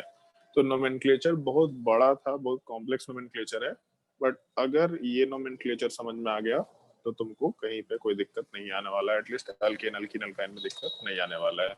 तो नोमेनक्लेचर में 2,8 डाई ब्रोमो, 4,5 बेस ब्रैकेट के अंदर 2 ब्रोमो 1 मिथाइल प्रोपाइल, फिर उसके बाद हम लोग का 2 क्लोरो, फिर उसके बाद 7 ब्रैकेट के अंदर 1,1 डाई क्लोरोमिथाइल, फिर 3 फ्लोरो डेकेन। ये कंप्लीट नोमेनक्लेचर कंसिडर किया जा सकता है। अगर किसी को नोमेनक्लेचर में डाउट हुआ होगा तो एक बार पहले नोमेनक्लेचर खुद से नोट करो और हर एक पार्ट को लिख करके देखो। अगर उसमें कहीं भी डिफिकल्टी होगा तो एक बार पूछ लेना मेरे से। इसको हम थोड़ा छोटा कर रहे हैं डायग्राम को, ताकि तुम लोग देख पाओ। खुद से अपने फोन में जूम कर लेना, शायद ऑप्शन होता है, क्योंकि बहुत बड़ा नोमेनक्लेचर हमको लगता है 15 मिनट से हम बस बोले जा रहे हैं। इतना बड़ा नोमेनक्लेचर कभी जिंदगी में नहीं पूछने वाला है, लेकिन फिर भी बस मालूम होना चाहिए, इंफॉर्मेशन के लिए मालूम होना चाहिए। वैसे तुम लोगों को हम एक चीज बोले थे कि जब ऑनलाइन क्लास करता है अपने फोन से, तो फोन में जैसे अपने स्क्रीन से कनेक्ट कर लिया करना फोन को। और अभी हम रिसेंटली देख रहे थे कि जैसे अमेजन पे एक मिरर टाइप का आता है, ऐसा मिरर होता है, ऐसा बॉक्स टाइप का बना रहता है मिरर में। उसमें पीछे ऐसा फोन रखने का होता है स्पेस, यहाँ पे फोन अंदर डाल सकते हैं, और सामने ऐसा मिरर होता है, मतलब ग्लास होता है, मैग्नीफाइंग ग्लास होता है। तो जो फोन अंदर डालेंगे पीछे, उससे बड़े से उसमें शीशा पे वो स्क्रीन प्रोजेक्ट हो जाता है। तो जो फोन का स्क्रीन है वो थोड़ा बड़ा होकर के दिखाई देता है, प्रोजेक्टर के जैसा बोल सकते हैं, एक मतलब ऑफलाइन प्रोजेक्टर के जैसा, बिना किसी कनेक्शन के। बस फोन पीछे रखो और सामने उसका बड़ा इमेज दिखाई दे देगा।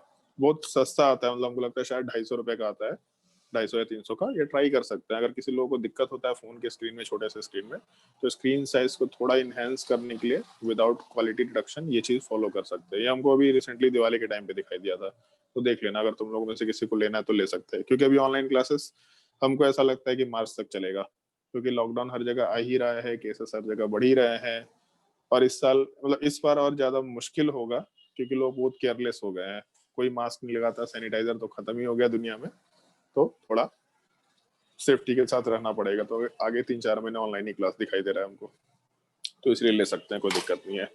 वाईफाई का कनेक्शन लगवाना है तो वाईफाई का कनेक्शन भी लगवा लो, ताकि नेट का प्रॉब्लम ना हो। नोट करो एग्जांपल्स को।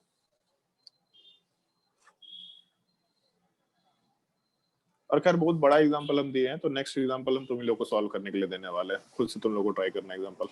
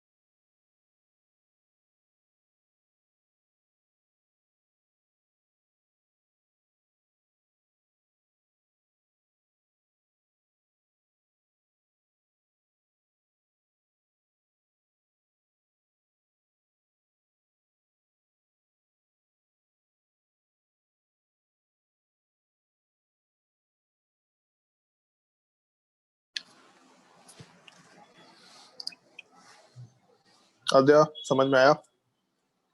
Yes sir. पूरा समझ में आ गया? हाँ सर। बहुत बड़ा सवाल नहीं था। हाँ सर था तो।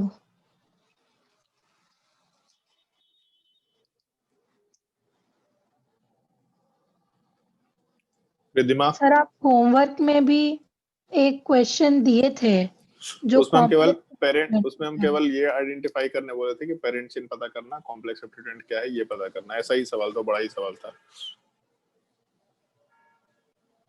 सर लास्ट क्लास आप नोमेनक्लेचर करने के लिए दिए थे। नोमेनक्लेचर करने दे दिए थे? यस सर, और लास्ट में ऐसा ही कॉम्प्लेक्स सब्स्टिट्यूएंट का था, वही नहीं बना था मेरे से। ओके, तो गलती से दे दिए होंगे। वैसे हमको जहाँ तक ध्यान है कि हम लास्ट क्लास में केवल ये पता करने बोले थे कि कौन कौन सा पेरेंट चेन होगा, कौन सा साइड चेन होगा, ये चीज पता करके देखो। ठीक है।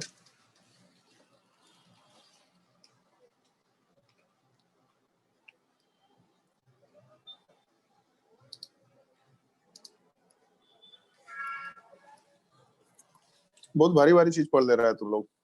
9th क्लास में तो हमको पता भी नहीं था कैसा कुछ होता है, 10th क्लास में पता भी नहीं था ऐसा कुछ होता है। बताओ यार क्या क्या पढ़ ले रहा है तुम लोग। जिंदगी में पढ़ने लिखने के अलावा भी कुछ आता है कि बस पढ़ने लिखने आता है?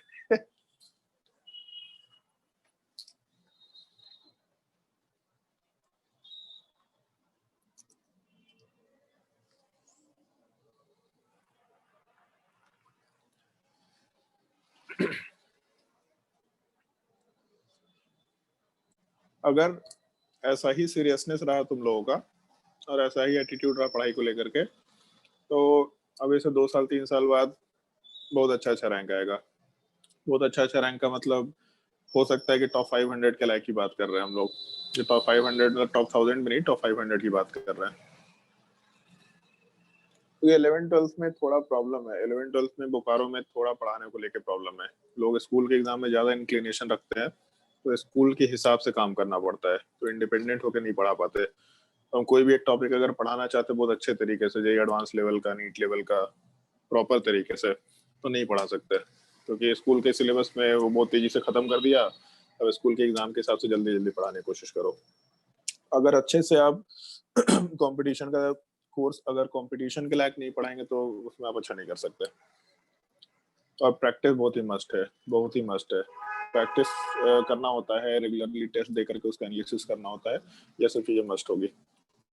मजा आएगा तुम लोगों के लिए दिक्कत नहीं है। अभी तुम लोग पढ़ाई कर लो, 11th-12th में जब बाकी लोग पढ़ रहे होंगे तुम लोग मस्ती करना, क्योंकि उस टाइम पे तुम लोग केवल क्वेश्चंस प्रैक्टिस करना है। क्वेश्चंस का लेवल हम लोग डिसाइड करेंगे, उसमें लेवल वाइज चलेगा। पहले ये असाइनमेंट सॉल्व करना, मतलब यही सॉल्व करो, जितने क्वेश्चन होमवर्क देंगे उसको सॉल्व करना है। फिर एक बार वो असाइनमेंट हो गया तो अब इस असाइनमेंट को सॉल्व करना है। कोई भी बुक की ये बुक लेना है तुम लोगों को, सब लोग यही बुक सॉल्व करेगा। फिर ये बुक सब लोग यही बुक सॉल्व करेगा। फिर ये बुक सब लोग यही बुक सॉल्व करेगा। तो लेवल तुम लोगों का जितना हाई से हाई सकता है आने वाले 3 साल 2 साल में, वो तुम लोग करना ही करना है, उसमें कोई दिक्कत नहीं है। इस बार 10th वाले लोगों का तो काफी फायदा मिलेगा, क्योंकि बोर्ड का एग्जाम आगे शिफ्ट होने वाला है। क्योंकि तुम लोग अर्ली पढ़ाई कर रहा है तो तुम लोगों को एटलीस्ट 10th वाले जो लोग हैं तुम लोगों को काफी एडवांटेज मिलने वाला है इस चीज का। जो आर बैच वाले लोग हैं क्या बोल रहे हो?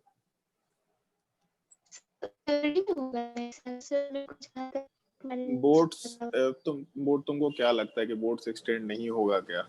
31 दिसंबर तक कर्नाटका में स्कूल बंद कर दिया गया सारा। सिलेबस कब कंप्लीट होगा? सिलेबस कंप्लीट ही नहीं हो सकता। बिहार झारखंड में ऑनलाइन क्लासेस पॉसिबल ही नहीं है। हम तो गए अपने घर से क्लास लेने का सोच रहे थे, बट पॉसिबल ही नहीं, वहाँ नेटवर्क ही नहीं आता। तो हम लोग तो जैसे बोकारो में रह रहे हैं तो यहाँ पे नेटवर्क के कनेक्शन में इशू नहीं है, बट बाकी जगह तो दिक्कत है ना। तो इसलिए बोर्ड एटलीस्ट 1 महीने तो एटलीस्ट हम बोल रहे हैं, मतलब अप्रैल, हो सकता है मई में एक्सटेंड हो जाए। एक चीज सजेशन देंगे कि अपने स्कूल के प्री बोर्ड वगैरह सबका तैयारी अच्छे से करना, क्योंकि वहाँ के एग्जाम्स हो सकता है कि बोर्ड कैंसिल करके 10th क्लास का केवल 12th का बोर्ड रखे, 10th का बोर्ड कैंसिल करके तुम लोगों को वो इंटरनल मार्क्स के बेसिस पे ग्रेस मार्क्स दे दिया जाए। या फिर हो सकता है 10th और 12th का बोर्ड केवल किया जाए, बट वो भी अप्रैल में लीस्ट लाइकली है, ये हमको ऐसा लगता है। क्योंकि केसेस अभी जनवरी फरवरी में ड्रास्टिकली बढ़ने वाले हैं। और यूरोप में लॉकडाउन हो गया। यूरोप में अगर तुम में से कोई न्यूज सुनता होगा तो वहाँ पे सैलरी फ्रीज किया गया। सैलरी फ्रीज करने का मतलब, और उसमें भी गवर्नमेंट ऑफिशियल्स का, पब्लिक सेक्टर वाले लोगों का। सैलरी फ्रीज मतलब आपको सैलरी नहीं मिलेगा। जो भी सरकारी जॉब वाले हैं ना, उनका सैलरी रोक दिया गया है कि 6 महीने आपका सैलरी कट्टा है। अभी इस तरह का चीज चल रहा है। इतना एक्सट्रीम कंडीशन आ रहा है हर जगह। सोच लो यूरोप इतना अच्छा इकोनॉमी है, वहां पे ऐसी हालत हो गई है, तो इंडिया में तो अता पता ही नहीं है। तो इसलिए बहुत आगे आने वाले 3-4 महीने में दिक्कत होगा। तो इसलिए फायदा उठा, तुम लोगों के लिए अच्छा चीज है। मतलब जो पढ़ने वाले स्टूडेंट्स उनके लिए बहुत अच्छा मौका है कि अभी पढ़ लेंगे जितना हो सकता है, अर्ली पढ़ लेंगे। लेकिन पढ़ने का एक नेगेटिव वो हो सकता है, इम्पैक्ट हो सकता है कि पढ़ लिया लोग, अरे यार अब तो पढ़ लिया अब क्या करें। ऐसा नहीं होना चाहिए। पढ़ लिया तो उसमें लेवल बढ़ सकता है कि हाँ चलो इतना पढ़ लिया, अब अगला असाइनमेंट इस लेवल का बना लेता, अब अगला असाइनमेंट इस लेवल का बना लेता, अगला असाइनमेंट इस लेवल का बना लेता है। उस चीज का काम करना है। ऐसा नहीं कि पढ़ लिया अब तो बैठ गए, ये काम नहीं करना है तुम लोगों को। ये चीज थोड़ा ध्यान रखना। मतलब जल्दी पढ़ने का एडवांटेज उठाओ, डिसएडवांटेज में मत चले जाना। और काफी फायदा मिलेगा, अर्ली पढ़ाई करने का फायदा मिलेगा। हम लोग ऐसा कोई प्रेशर नहीं डाल रहे, आराम से पढ़ा रहे तुम लोगों को, और फिर भी तुम लोग का सिलेबस अच्छा चल रहा है। चलो, तो 2 एग्जांपल्स हो गया, तो हम लोग तीसरे एग्जांपल पे आते हैं। ये तुम लोग को खुद से ट्राई करके एक बार देखना है। सिंपल क्वेश्चन देंगे हम, ज्यादा इसमें डिफिकल्टी नहीं रखेंगे अभी।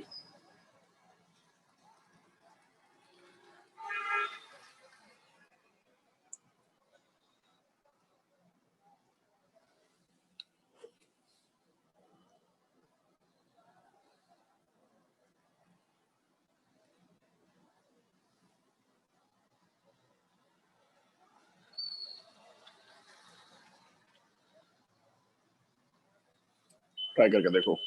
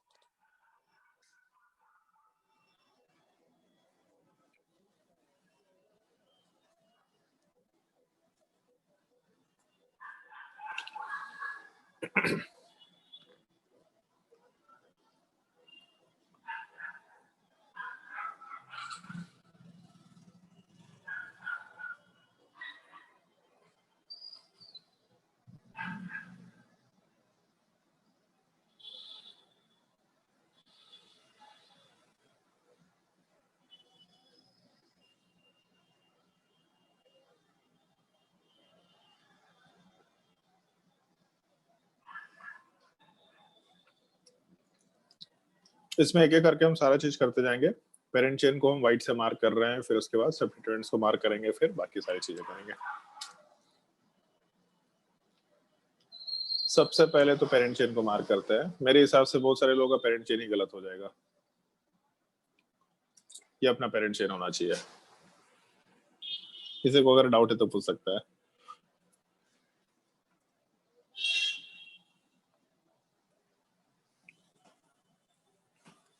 जिसको भी डाउट है पूछ लो, बेहिचक पूछ लो। किसी का अगर आवाज नहीं आ रहा हो तो चैट में ही पूछ सकता है।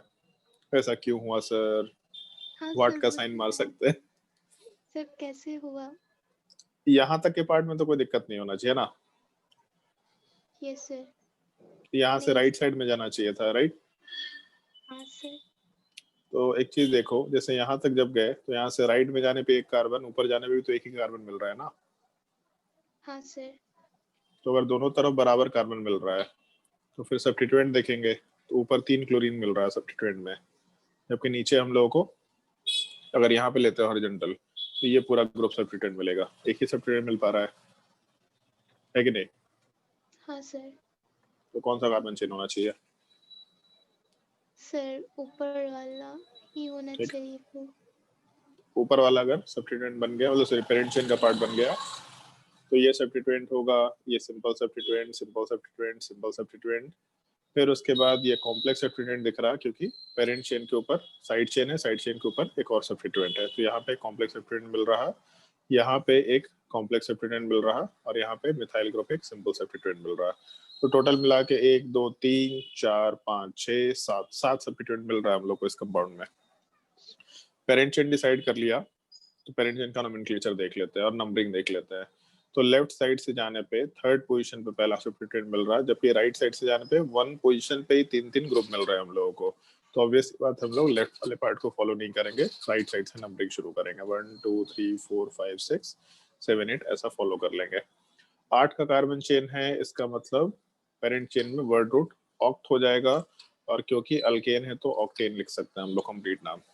इसके बाद हम लोग के सेकंड पोजीशन पे CH3 है, 6 पोजीशन पे भी CH3 है, तो 2,6 और 2 CH3 है, तो आराम से डाई मिथाइल लिख सकते हैं। फर्स्ट पोजीशन पे 3 क्लोरीन ग्रुप है, तो 1,1,1 ट्राई क्लोरो मेंशन कर सकते हैं। उसके अलावा हम लोग के फोर्थ पोजीशन पे कार्बन है जिसके ऊपर क्लोरीन है, कॉम्प्लेक्स सब्स्टिट्यूएंट है, तो फोर्थ पोजीशन पे ब्रैकेट में हम लोग लिख सकते हैं क्लोरीन कार्बन के ऊपर है, इसका मतलब हम लोग क्लोरोमिथाइल बोल सकते हैं। 1 क्लोरोमिथाइल बोलो तो भी कोई दिक्कत नहीं है, क्लोरोमिथाइल बोलो तो भी कोई गलती पार्ट नहीं है। तो 1 क्लोरो, मीथेन है तो मीथेन को मिथाइल में कन्वर्ट कर देंगे। और फिफ्थ पोजीशन पे सिमिलर टाइप का ग्रुप है, बस डिफरेंस है कि वहाँ क्लोरीन की जगह ब्रोमीन है, तो कार्बन नंबर 1 पे ब्रोमीन है, इसका मतलब 1 ब्रोमो, और उसमें एक ही कार्बन है, इसका मतलब अभी भी मिथाइल लिख सकते हैं हम लोग, तो 1 ब्रोमो मिथाइल कंसिडर कर सकते हैं। अल्फाबेटिकल ऑर्डर में डाई मिथाइल वाले पार्ट में हम लोग एम को फॉलो करेंगे क्योंकि di tri tetra simple substituent are not considered for alphabetical order. Tri chloro के सी वाले पार्ट को कंसिडर करेंगे, 1 क्लोरोमिथाइल के सी वाले पार्ट को, 1 ब्रोमोमिथाइल के बी वाले पार्ट को। अल्फाबेटिकल ऑर्डर में सबसे पहले 1 ब्रोमोमिथाइल जाएगा, फिर हम लोगों को यहाँ क्लोरो दिख रहा है, यहाँ क्लोरोमिथाइल दिख रहा है, तो पहले ऑब्वियस सी बात है क्लोरो जाएगा, फिर उसके बाद क्लोरोमिथाइल का नंबर आएगा, और सबसे लास्ट में हम लोग इस मिथाइल वाले पार्ट को पुट अप कर सकते हैं। तो अपने नोमेनक्लेचर में 5 सबसे पहले ये चीज 5 1 ब्रोमो मिथाइल, फिर उसके बाद 1,1,1 ट्राई क्लोरो, फिर उसके बाद हम लोगों का 4 के बाद ब्रैकेट में 1 क्लोरोमिथाइल, और उसके बाद 2,6 डाई मिथाइल ऑक्टेन, ये कंपाउंड का कंप्लीट नोमेनक्लेचर कंसिडर कर सकते हैं। क्वेश्चन नंबर 3 के किसी भी पार्ट में किसी को कोई डाउट है तो पूछ सकते हैं। सर हम लोग राइट से नंबरिंग क्यों किया ये वाले में? अगर मान लो जैसे पेरेंट चेन डिसाइड कर लिया तो इसमें दो तरीके से नंबरिंग कर सकते हैं, लेफ्ट साइड से नंबरिंग शुरू कर सकते हैं।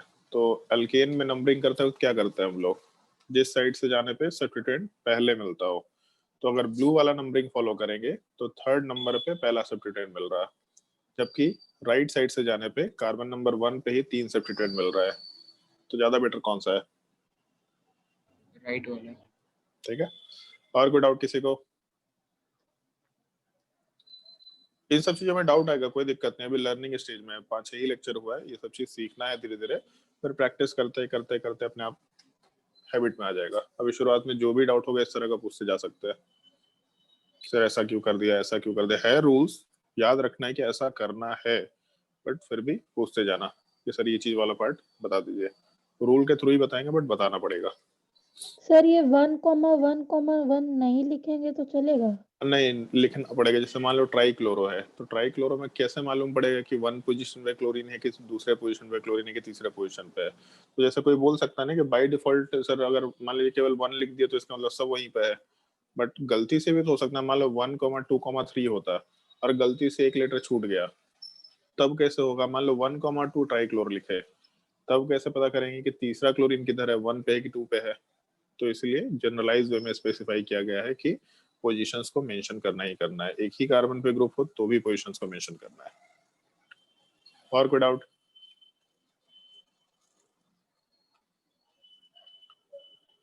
और कोई डाउट नहीं है जी तुम लोगों को?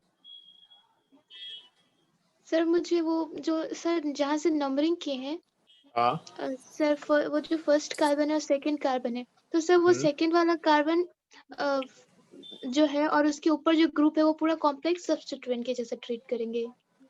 ये पूरा ग्रुप ऐसा बोल रही है? ग्रुप हाँ सर। नहीं, उसको कॉम्प्लेक्स सब्स्टिट्यूएंट के जैसा ट्रीट नहीं करेंगे ना, वो तो पेरेंट चेन का पार्ट हो गया वो कार्बन। मतलब ये जो पूरा ग्रुप है ये तो पेरेंट चेन, ये कार्बन तो पेरेंट चेन है। तो अगर ऐसा देखो, इसको इसको एक और ओरिएंटेशन में हम डिनोट कर देते हैं, इस पूरे ग्रुप को हम कॉपी कर रहे हैं आपसे, इसको एक और तरीके से हम रिप्रेजेंट कर रहे हैं, तो शायद ज्यादा क्लियरली समझ में आएगा।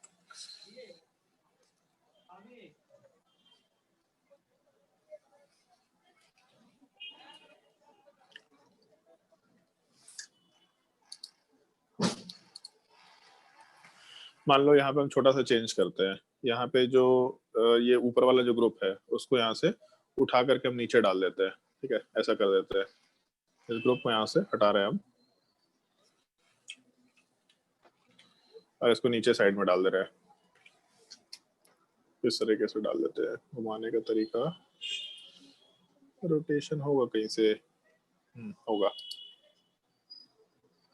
रोटेट क्लॉकवाइज, ये ऐसा डाल दिया मान लो, और यहाँ पे जो मिथाइल वाला ग्रुप था इसको ऊपर डाल देते हैं, यहाँ पे एक मिथाइल ग्रुप था इसको ऊपर डाल दिया, तो हम लोग का पेरेंट चेन वाला पार्ट ये हॉरिजॉन्टल हो गया।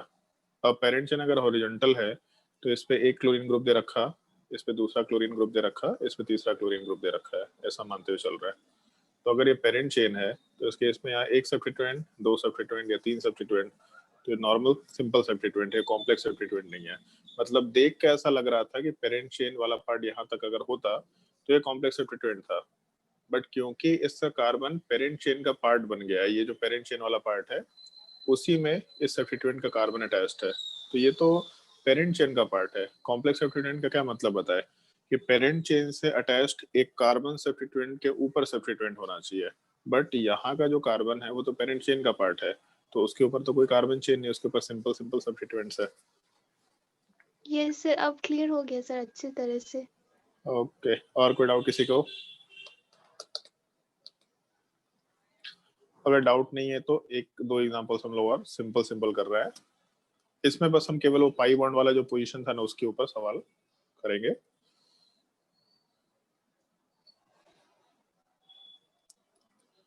बस डिफरेंस की वजह से हम इस चीज को डिनोट करना चाह रहे हैं और कुछ नहीं कर रहे हैं। एक ये कंपाउंड दे रखा तो इसको हम बस मेंशन कर रहे हैं अभी के लिए। जैसे अल्कीन दिख रहा है हमको, तो अल्कीन वाले पार्ट में मैक्सिमम नंबर ऑफ अनसैचुरेशन, तो यहाँ पे 3 अनसैचुरेशन दिख रहा, उसके अलावा यहाँ वाले पार्ट में 3 अनसैचुरेशन दिख रहा, इधर 2 अनसैचुरेशन दिख रहा, अपने काम का नहीं है। तो अगर 2 कार्बन चेन में 3 अनसैचुरेशन दिख रहा तो हम लोग उस चेन को कंसिडर करेंगे जहां मैक्सिमम नंबर ऑफ कार्बन मिले। तो 1 नंबर वाले पार्ट में 4 और उधर ऊपर जाने के बाद 3, मतलब सॉरी 5 के बाद 3, ऊपर 8 मिल रहा कार्बन, जबकि हॉरिजॉन्टल वाले पार्ट में 9 कार्बन मिल रहा। तो maximum number of carbon number 2 में मिल रहा, इसको देखेंगे। फिर जब नंबरिंग करेंगे तो एक पॉसिबिलिटी ये हो सकता है lowest set of locant rule apply करने के हिसाब से, और दूसरी पॉसिबिलिटी ब्लू वाला पार्ट फॉलो कर लेते 1 2 3 4 5 6 7 8 9। तो ब्लू वाले पार्ट में 1 + 6 + 8, इसका मतलब 15 आएगा वैल्यू, और व्हाइट वाले पार्ट में 1 + 3 + 8, इसका मतलब 12 आएगा वैल्यू। लोअर वैल्यू को हम लोग फॉलो करेंगे, हायर वैल्यू को फॉलो नहीं करेंगे। और एक बार पेरेंट चेन डिसाइड हो गया तो साइड चेन हम लोग का सब्स्टिट्यूएंट कहला जाएगा। बट क्योंकि साइड चेन में एक डबल बॉन्ड है तो ये भी एक कॉम्प्लेक्स सब्स्टिट्यूएंट है, और कॉम्प्लेक्स सब्स्टिट्यूएंट में कार्बन नंबर 1 बनेगा और एक ही कार्बन चेन है, तो कार्बन 2 कार्बन 3 बोल सकते हैं। 9 का कार्बन चेन, इसका मतलब नॉन वर्ड यूज करेंगे, और क्योंकि 3 डबल बॉन्ड है तो ट्राई लगेगा, तो नॉना लगाएंगे वर्ड यहाँ पे। नॉना के बाद 1, 3, 8, और उसके बाद हम लोग आराम से ट्राई इन लिख सकते हैं यहाँ पे। और इसके अलावा हम लोग का यहाँ 3 का कार्बन चेन है, 3 के कार्बन चेन वाले पार्ट के लिए हम लोग आराम से प्रॉप वर्ड यूज कर सकते हैं, जिसके फर्स्ट पोजीशन पे अल्कीन है, तो प्रॉप 1 इनाइल, क्योंकि प्रोपीन को सब्स्टिट्यूएंट में जब रिप्रेजेंट करेंगे तो अल्किनाइल लिखे थे, अल्कीन को अल्किनाइल बोलते थे, तो प्रॉप 1 इनाइल लिखेंगे। और क्योंकि कॉम्प्लेक्स सब्स्टिट्यूएंट के जैसा इसको ट्रीट करते हैं तो ब्रैकेट में इसका नाम लिख के इसका पोजीशन 5th, तो 5 पे प्रॉप 1 इनाइल नॉना 1, 3, 8 ट्राई इन वर्ड आराम से मेंशन कर सकते हैं। इस एक नोमेनक्लेचर का थोड़ा ध्यान रखना। तो अगर अल्कीन अल्काइन रहेगा तो उसके पोजीशन को चेंज कर सकते हैं, उसी पेरेंट चेन में उसके पोजीशन को चेंज कर सकते हैं, तो इसी वजह से इसको कॉम्प्लेक्स सब्स्टिट्यूएंट के जैसा कंसीडर करते हुए काम किया जाता है।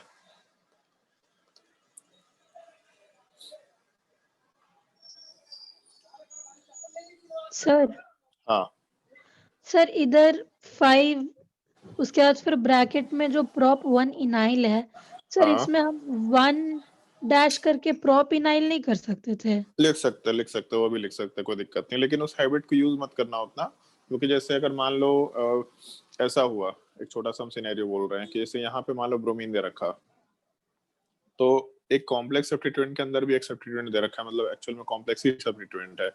तो अब ये सेकंड पोजीशन पे हम लोग को ब्रोमो भी लिखना पड़ता, तो 2 ब्रोमो लिखते, तो ये प्रोपिनाइल का 1 कहाँ पे लिखे, अब सबसे आगे लिखे कि अंदर लिखे, तो इसीलिए अंदर लिखना ज्यादा बेटर प्रैक्टिस माना जाता है। लिख सकते हैं बट अंदर लिखना ज्यादा सुटेबल रहेगा, ठीक है।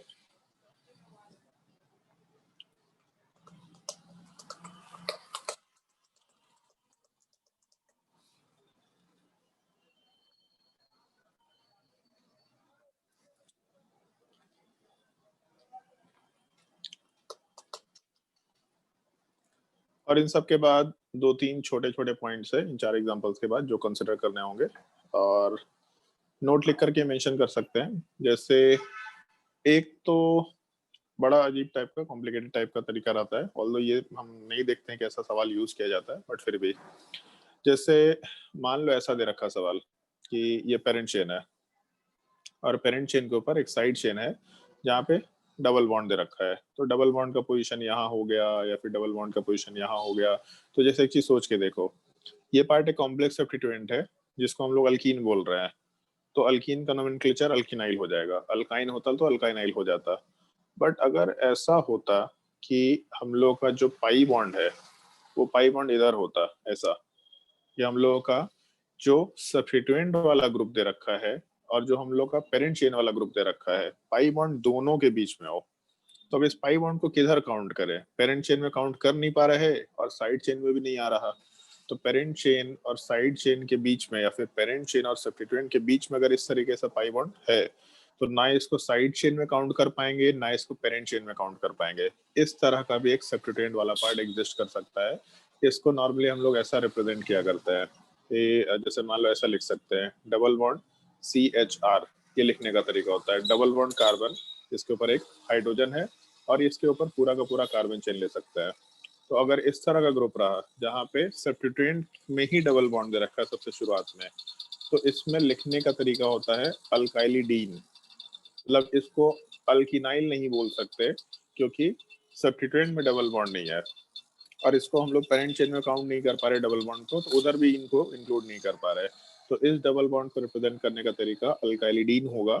और इसमें जैसे मान लो ऐसा दे रखा CH के साथ यहाँ वाले पार्ट पे CH3, तो टोटल कितना कार्बन हो गया? 2। अगर 2 कार्बन है तो इस केस में हम लोग आराम से इस चीज को इथाइलिडीन बोल सकते हैं।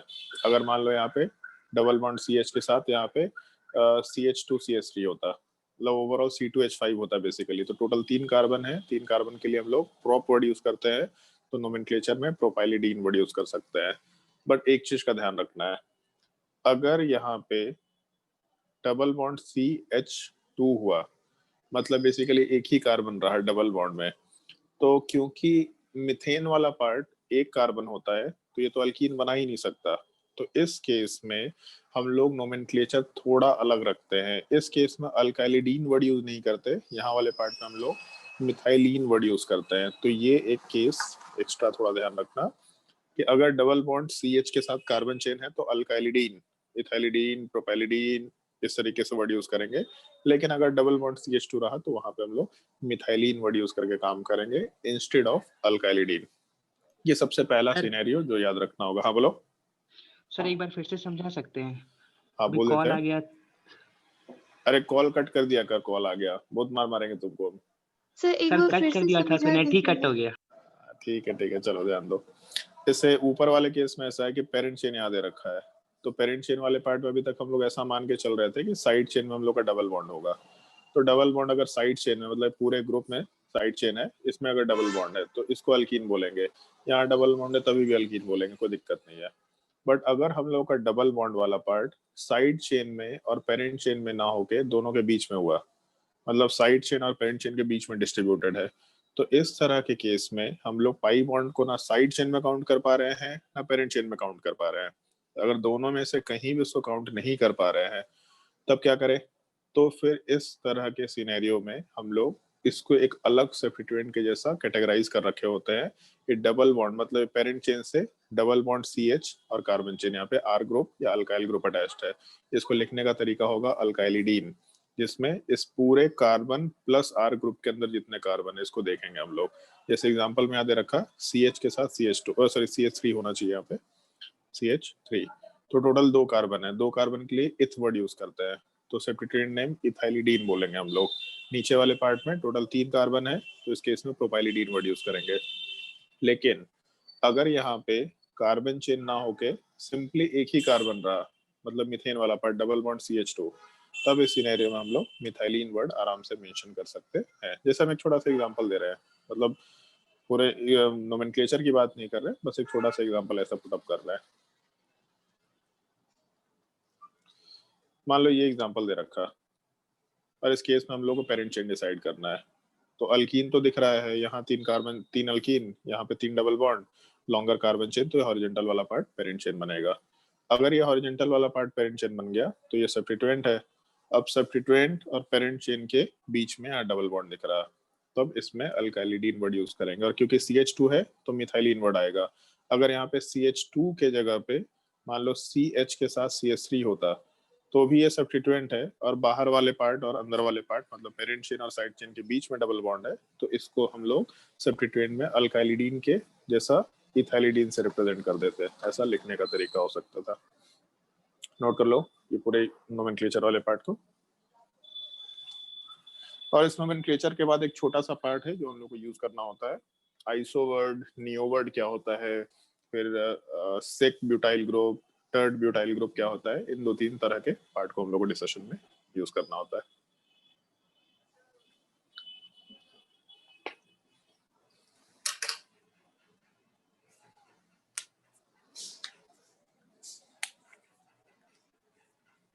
और इसके बाद तुम लोगों के अल्केन, अल्कीन, अल्काइन का कंप्लीट नोमेनक्लेचर कंप्लीट हो जाएगा। फिर हम लोग नेक्स्ट क्लास में फंक्शनल ग्रुप देखेंगे।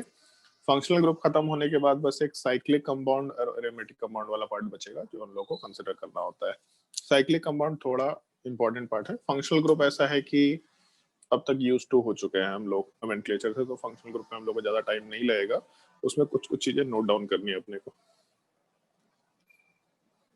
सर इस चैप्टर के लिए कौन से बुक को रेफर करेंगे?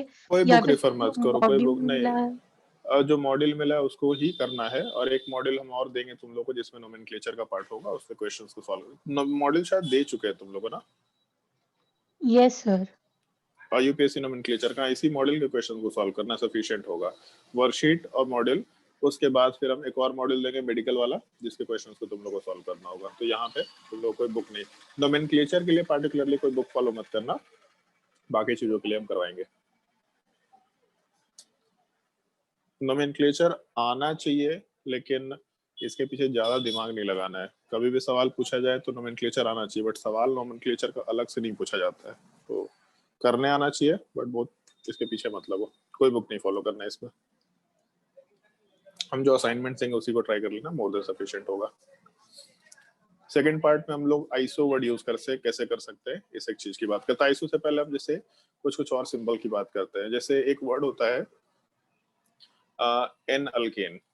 एन अल्केन में जैसे मान लो एन प्रोपेन दे रखा या फिर एन ब्यूटेन दे रखा, तो एन वाले पार्ट का मतलब है नॉर्मल की बात कर रहे हैं हम लोग, नॉर्मल प्रोपेन ऐसा लिखते हुए चल रहे हैं।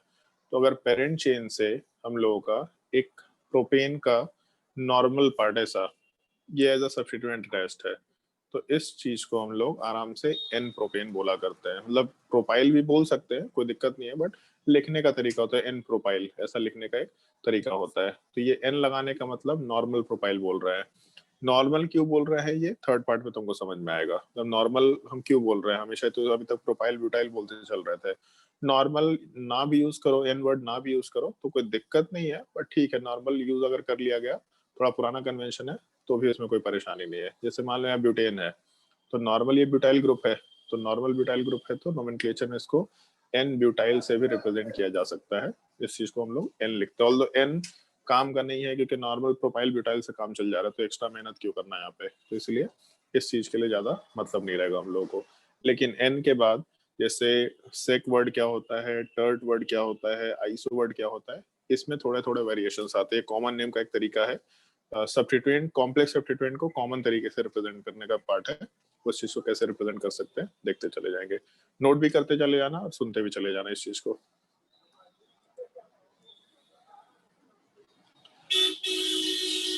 जैसे हम लोग सेक वर्ड यूज करते हैं, सेक वाला पार्ट जो है इस चीज को हम लोग सेकेंडरी के लिए यूज करते हैं नॉर्मली। सेकेंडरी वाले पार्ट का मतलब कार्बन अगर 2 कार्बन से अटैच्ड है तो सेकेंडरी बोल सकते हैं। कार्बन अगर 1 कार्बन से अटैच्ड होता है तो प्राइमरी बोलते हैं। कार्बन अगर 3 कार्बन से अटैच्ड है तो टर्शियरी बोलते हैं। कार्बन अगर 4 कार्बन से अटैच्ड है तो ये क्वाटरनरी बोलते हैं।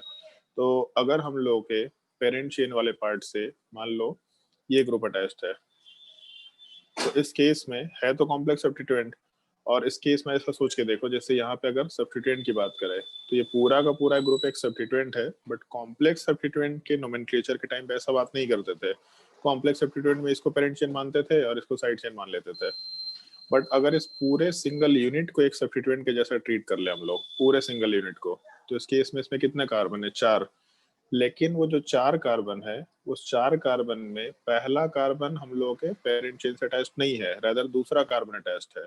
और ये जो दूसरा कार्बन है ये 2 ग्रुप से अटैच्ड है या 2 कार्बन चेन से अटैच्ड है।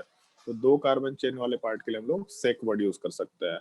तो इस तरह के केस को हम लोग सेक ब्यूटाइल आराम से बोल सकते हैं। मतलब लिखने का तरीका होता है सेक ब्यूटाइल। जैसे मान लो ऐसा स्ट्रक्चर दे रखा हो या फिर ऐसा भी दे रखा हो, इससे भी कोई दिक्कत नहीं है। पेरेंट चेन दे रखा और ऐसा ग्रुप दे रखा, तो सब सेम ही चीज है। ये पूरा का पूरा एक सब्स्टिट्यूएंट ग्रुप हो गया जिस कार्बन से पेरेंट चेन अटैच्ड है उस पर 2 कार्बन अटैच्ड है। तो इस केस में सेक ब्यूटाइल वर्ड यूज कर सकते हैं।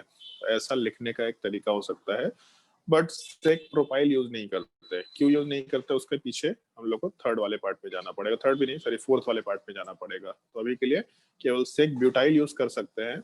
इनफैक्ट सेक पेंटाइल भी यूज नहीं कर सकते, उसके पीछे भी रीजन है। जैसे मान लो पेंटाइल ग्रुप है तो 1 2 3 4 5। अब मान लो ये ग्रुप अटैच्ड है, मतलब ये कार्बन अटैच्ड है, तो ये कार्बन वाला पार्ट जो है ये एज अ सब्स्टिट्यूएंट अगर रहा तो ये 2 कार्बन चेन से अटैच्ड है, तो सेकेंडरी हो गया, तो सेक पेंटाइल बोल सकते थे। बट अगर मान लो कि ये दूसरे कार्बन की जगह तीसरा कार्बन अटैच्ड है पेरेंट चेन से, तभी भी तो ये 2 कार्बन चेन से अटैच्ड है, तभी भी तो ये सेकेंडरी होगा। तो सेक पेंटाइल इसको कैसे बोल पाएंगे? दूसरा वाला भी सेक पेंटाइल दिख रहा है, ये वाला भी सेक पेंटाइल दिख रहा है, तो इसलिए यहाँ पे हम लोग सेक पेंटाइल वर्ड यूज नहीं कर सकते, क्योंकि सेक पेंटाइल 2 जगह को रिप्रेजेंट कर रहा है। तो इसलिए फिर इसको हम लोग यहाँ पे एडजस्ट नहीं कर सकते, तो सेक पेंटाइल वर्ड यूज नहीं कर सकते। सेक ब्यूटाइल ग्रुप यूज कर पाएंगे, अदरवाइज यूज नहीं कर रहे होंगे हम लोग। और सेक प्रोपाइल क्यों नहीं यूज कर सकते, उसके लिए चौथे पॉइंट को हम लोग देखेंगे। चौथा भी नहीं, 5वां पॉइंट। ये कौन सा हो गया? दूसरा तीसरा, हाँ ठीक है। 4th पॉइंट वाले पार्ट पे हम लोग टर्ट वर्ड यूज करते हैं, और टर्ट वाले पार्ट का मतलब होता है टर्शरी। टर्शरी में एक कार्बन से हम लोग का 3 कार्बन ग्रुप अटैच होना चाहिए। जैसे मान लो ऐसा है, एक पेरेंट चेन है, इस पेरेंट चेन वाले पार्ट के ऊपर हम लोग के पास ऐसा ग्रुप अटैच्ड है। तो इस केस में इस कंपाउंड के अंदर, मतलब इस पूरे के पूरे सब्स्टिट्यूएंट के अंदर टोटल 4 कार्बन है। 4 कार्बन का मतलब ब्यूटेन ग्रुप या ब्यूटाइल ग्रुप होना चाहिए। बट क्योंकि नॉर्मल ब्यूटेन के जैसा नहीं दिख रहा, रेदर पेरेंट चेन से जो कार्बन अटैच्ड है उसमें 3 कार्बन चेन प्रेजेंट है, तो 3 के लिए टर्ट वर्ड यूज करते हैं। तो इस तरह के ग्रुप को हम लोग टर्ट ब्यूटाइल ग्रुप आराम से लिख सकते हैं। ओरिएंटेशन कुछ भी हो कोई मतलब नहीं है। ओरिएंटेशन मान लो ऐसा होता है, ये हॉरिजॉन्टल वो का पेरेंट चेन है और इसमें ऐसा ग्रुप दे रखा, तो इसमें टोटल सब्स्टिट्यूएंट वाला ग्रुप दे रखा है, और इस सब्स्टिट्यूएंट वाले ग्रुप में जो कार्बन पेरेंट चेन से अटैच्ड है वो 3 कार्बन से अटैच्ड है, मतलब टर्शियरी कार्बन है। तो टर्शियरी ब्यूटाइल ग्रुप बोल दो या टर्ट ब्यूटाइल ग्रुप बोल दो, या फिर कहीं कहीं पे इसी चीज को सिंपली टी से रिप्रेजेंट भी कर दिया जाता है कि टर्ट ब्यूटाइल की जगह पे सीधा टी। तो यहाँ पे टर्ट ब्यूटाइल लिखो और टी ब्यूटाइल लिख दो, दोनों सेम रिप्रेजेंटेशन है। अब टर्ट में प्रोपाइल तो आ ही नहीं सकता, तो क्योंकि 3 कार्बन ऐसा अटैच ही नहीं हो पाएगा। जैसे मान लो पेरेंट चेन से 1 कार्बन अटैच्ड है, अब इससे 3 कार्बन अटैच करना है टर्ट के लिए, तो प्रोपाइल में तो 3 ही कार्बन होता है, जबकि टर्ट के लिए 4 चाहिए। तो पेंटाइल ग्रुप भी नहीं बना सकते, उसके पीछे भी एक रीजन होता है। हम लोग टर्ट ब्यूटाइल ग्रुप आराम से बना सकते हैं। तो ये सब कॉमन नेम थोड़ा ध्यान रखना है। और इसके नोट करने के बाद टर्ट वाले पार्ट के बाद अगला जो पार्ट होगा इसको हम लोग आइसो बोला करेंगे। आइसो और दूसरा नियो। ये भी एक तरीका हो सकता है नोमेनक्लेचर में। जैसे मान लो कि हम लोगों का पेरेंट चेन वाला पार्ट प्रेजेंट है और इसमें हम लोगों का ये ग्रुप प्रेजेंट है मान लेते हैं। तो जैसे टोटल इस ग्रुप में कितने कार्बन है? 4 कार्बन दिख रहा है। 4 कार्बन के लिए ब्यूटेन ग्रुप होना चाहिए, बट ब्यूटेन वाले पार्ट में ना ये नॉर्मल ब्यूटेन है ना ये सेक ब्यूटेन है।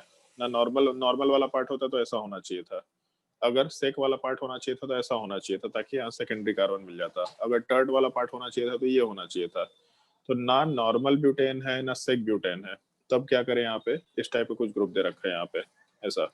तो ना नॉर्मल ब्यूटेन है ना सेक ब्यूटेन है, तो इसमें एक चीज देखा करना, जब भी कभी पेरेंट चेन से अटैच्ड कार्बन चेन को कंसिडर करेंगे, मतलब पेरेंट चेन से जो कार्बन अटैच्ड है उस पर एक नॉर्मल कार्बन चेन ले लो, उस नॉर्मल कार्बन चेन के एंड पॉइंट पे चले जाओ और एंड पॉइंट से जस्ट पहले वाले कार्बन, मतलब पेरेंट चेन के सेकंड लास्ट वाले कार्बन को देखना है। जैसे यहाँ कार्बन नंबर 1 है तो सेकंड लास्ट कार्बन ये बन जा रहा है।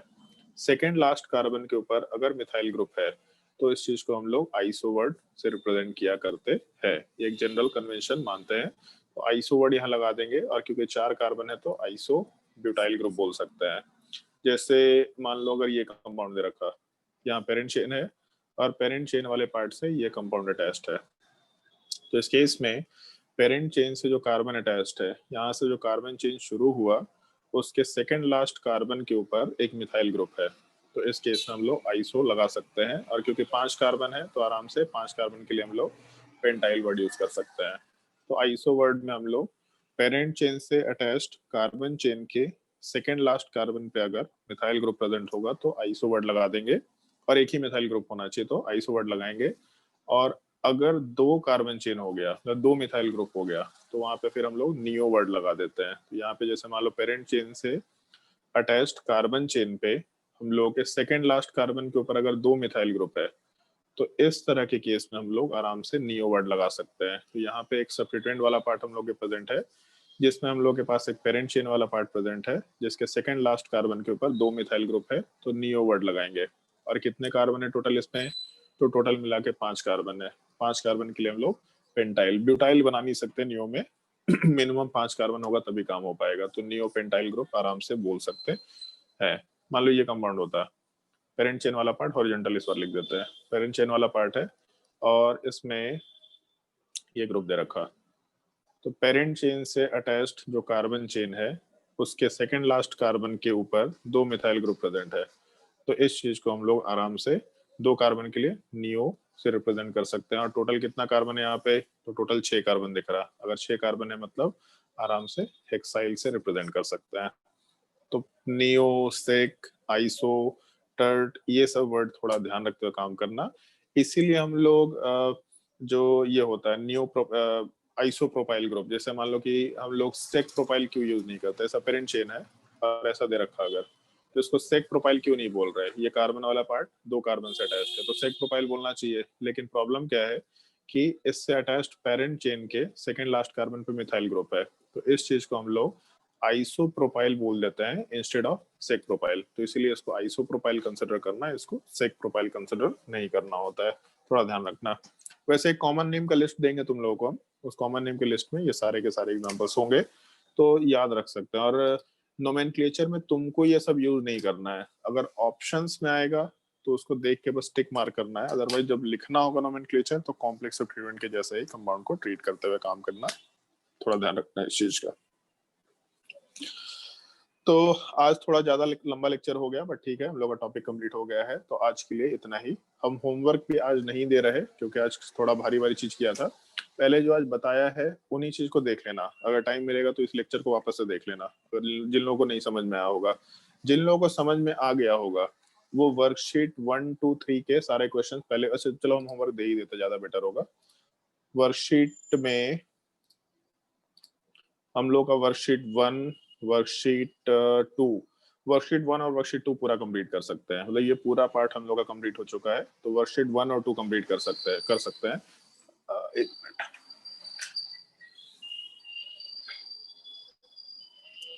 हाँ, जिन लोगों को टॉपिक नहीं समझ में आया होगा वो एक बार लेक्चर्स देख लेना और उसके बाद वर्कशीट 1, 2 कंप्लीट कर लेना, और जिन लोगों को टॉपिक समझ में आ गया है वो आराम से वर्कशीट 1 और 2 कंप्लीट कर सकते हैं। उसके बाद फिर हम लोग बुकलेट के कुछ क्वेश्चन तुम लोगों को 2-3 दिन के बाद होमवर्क में देंगे, उनको ट्राई कर लेना।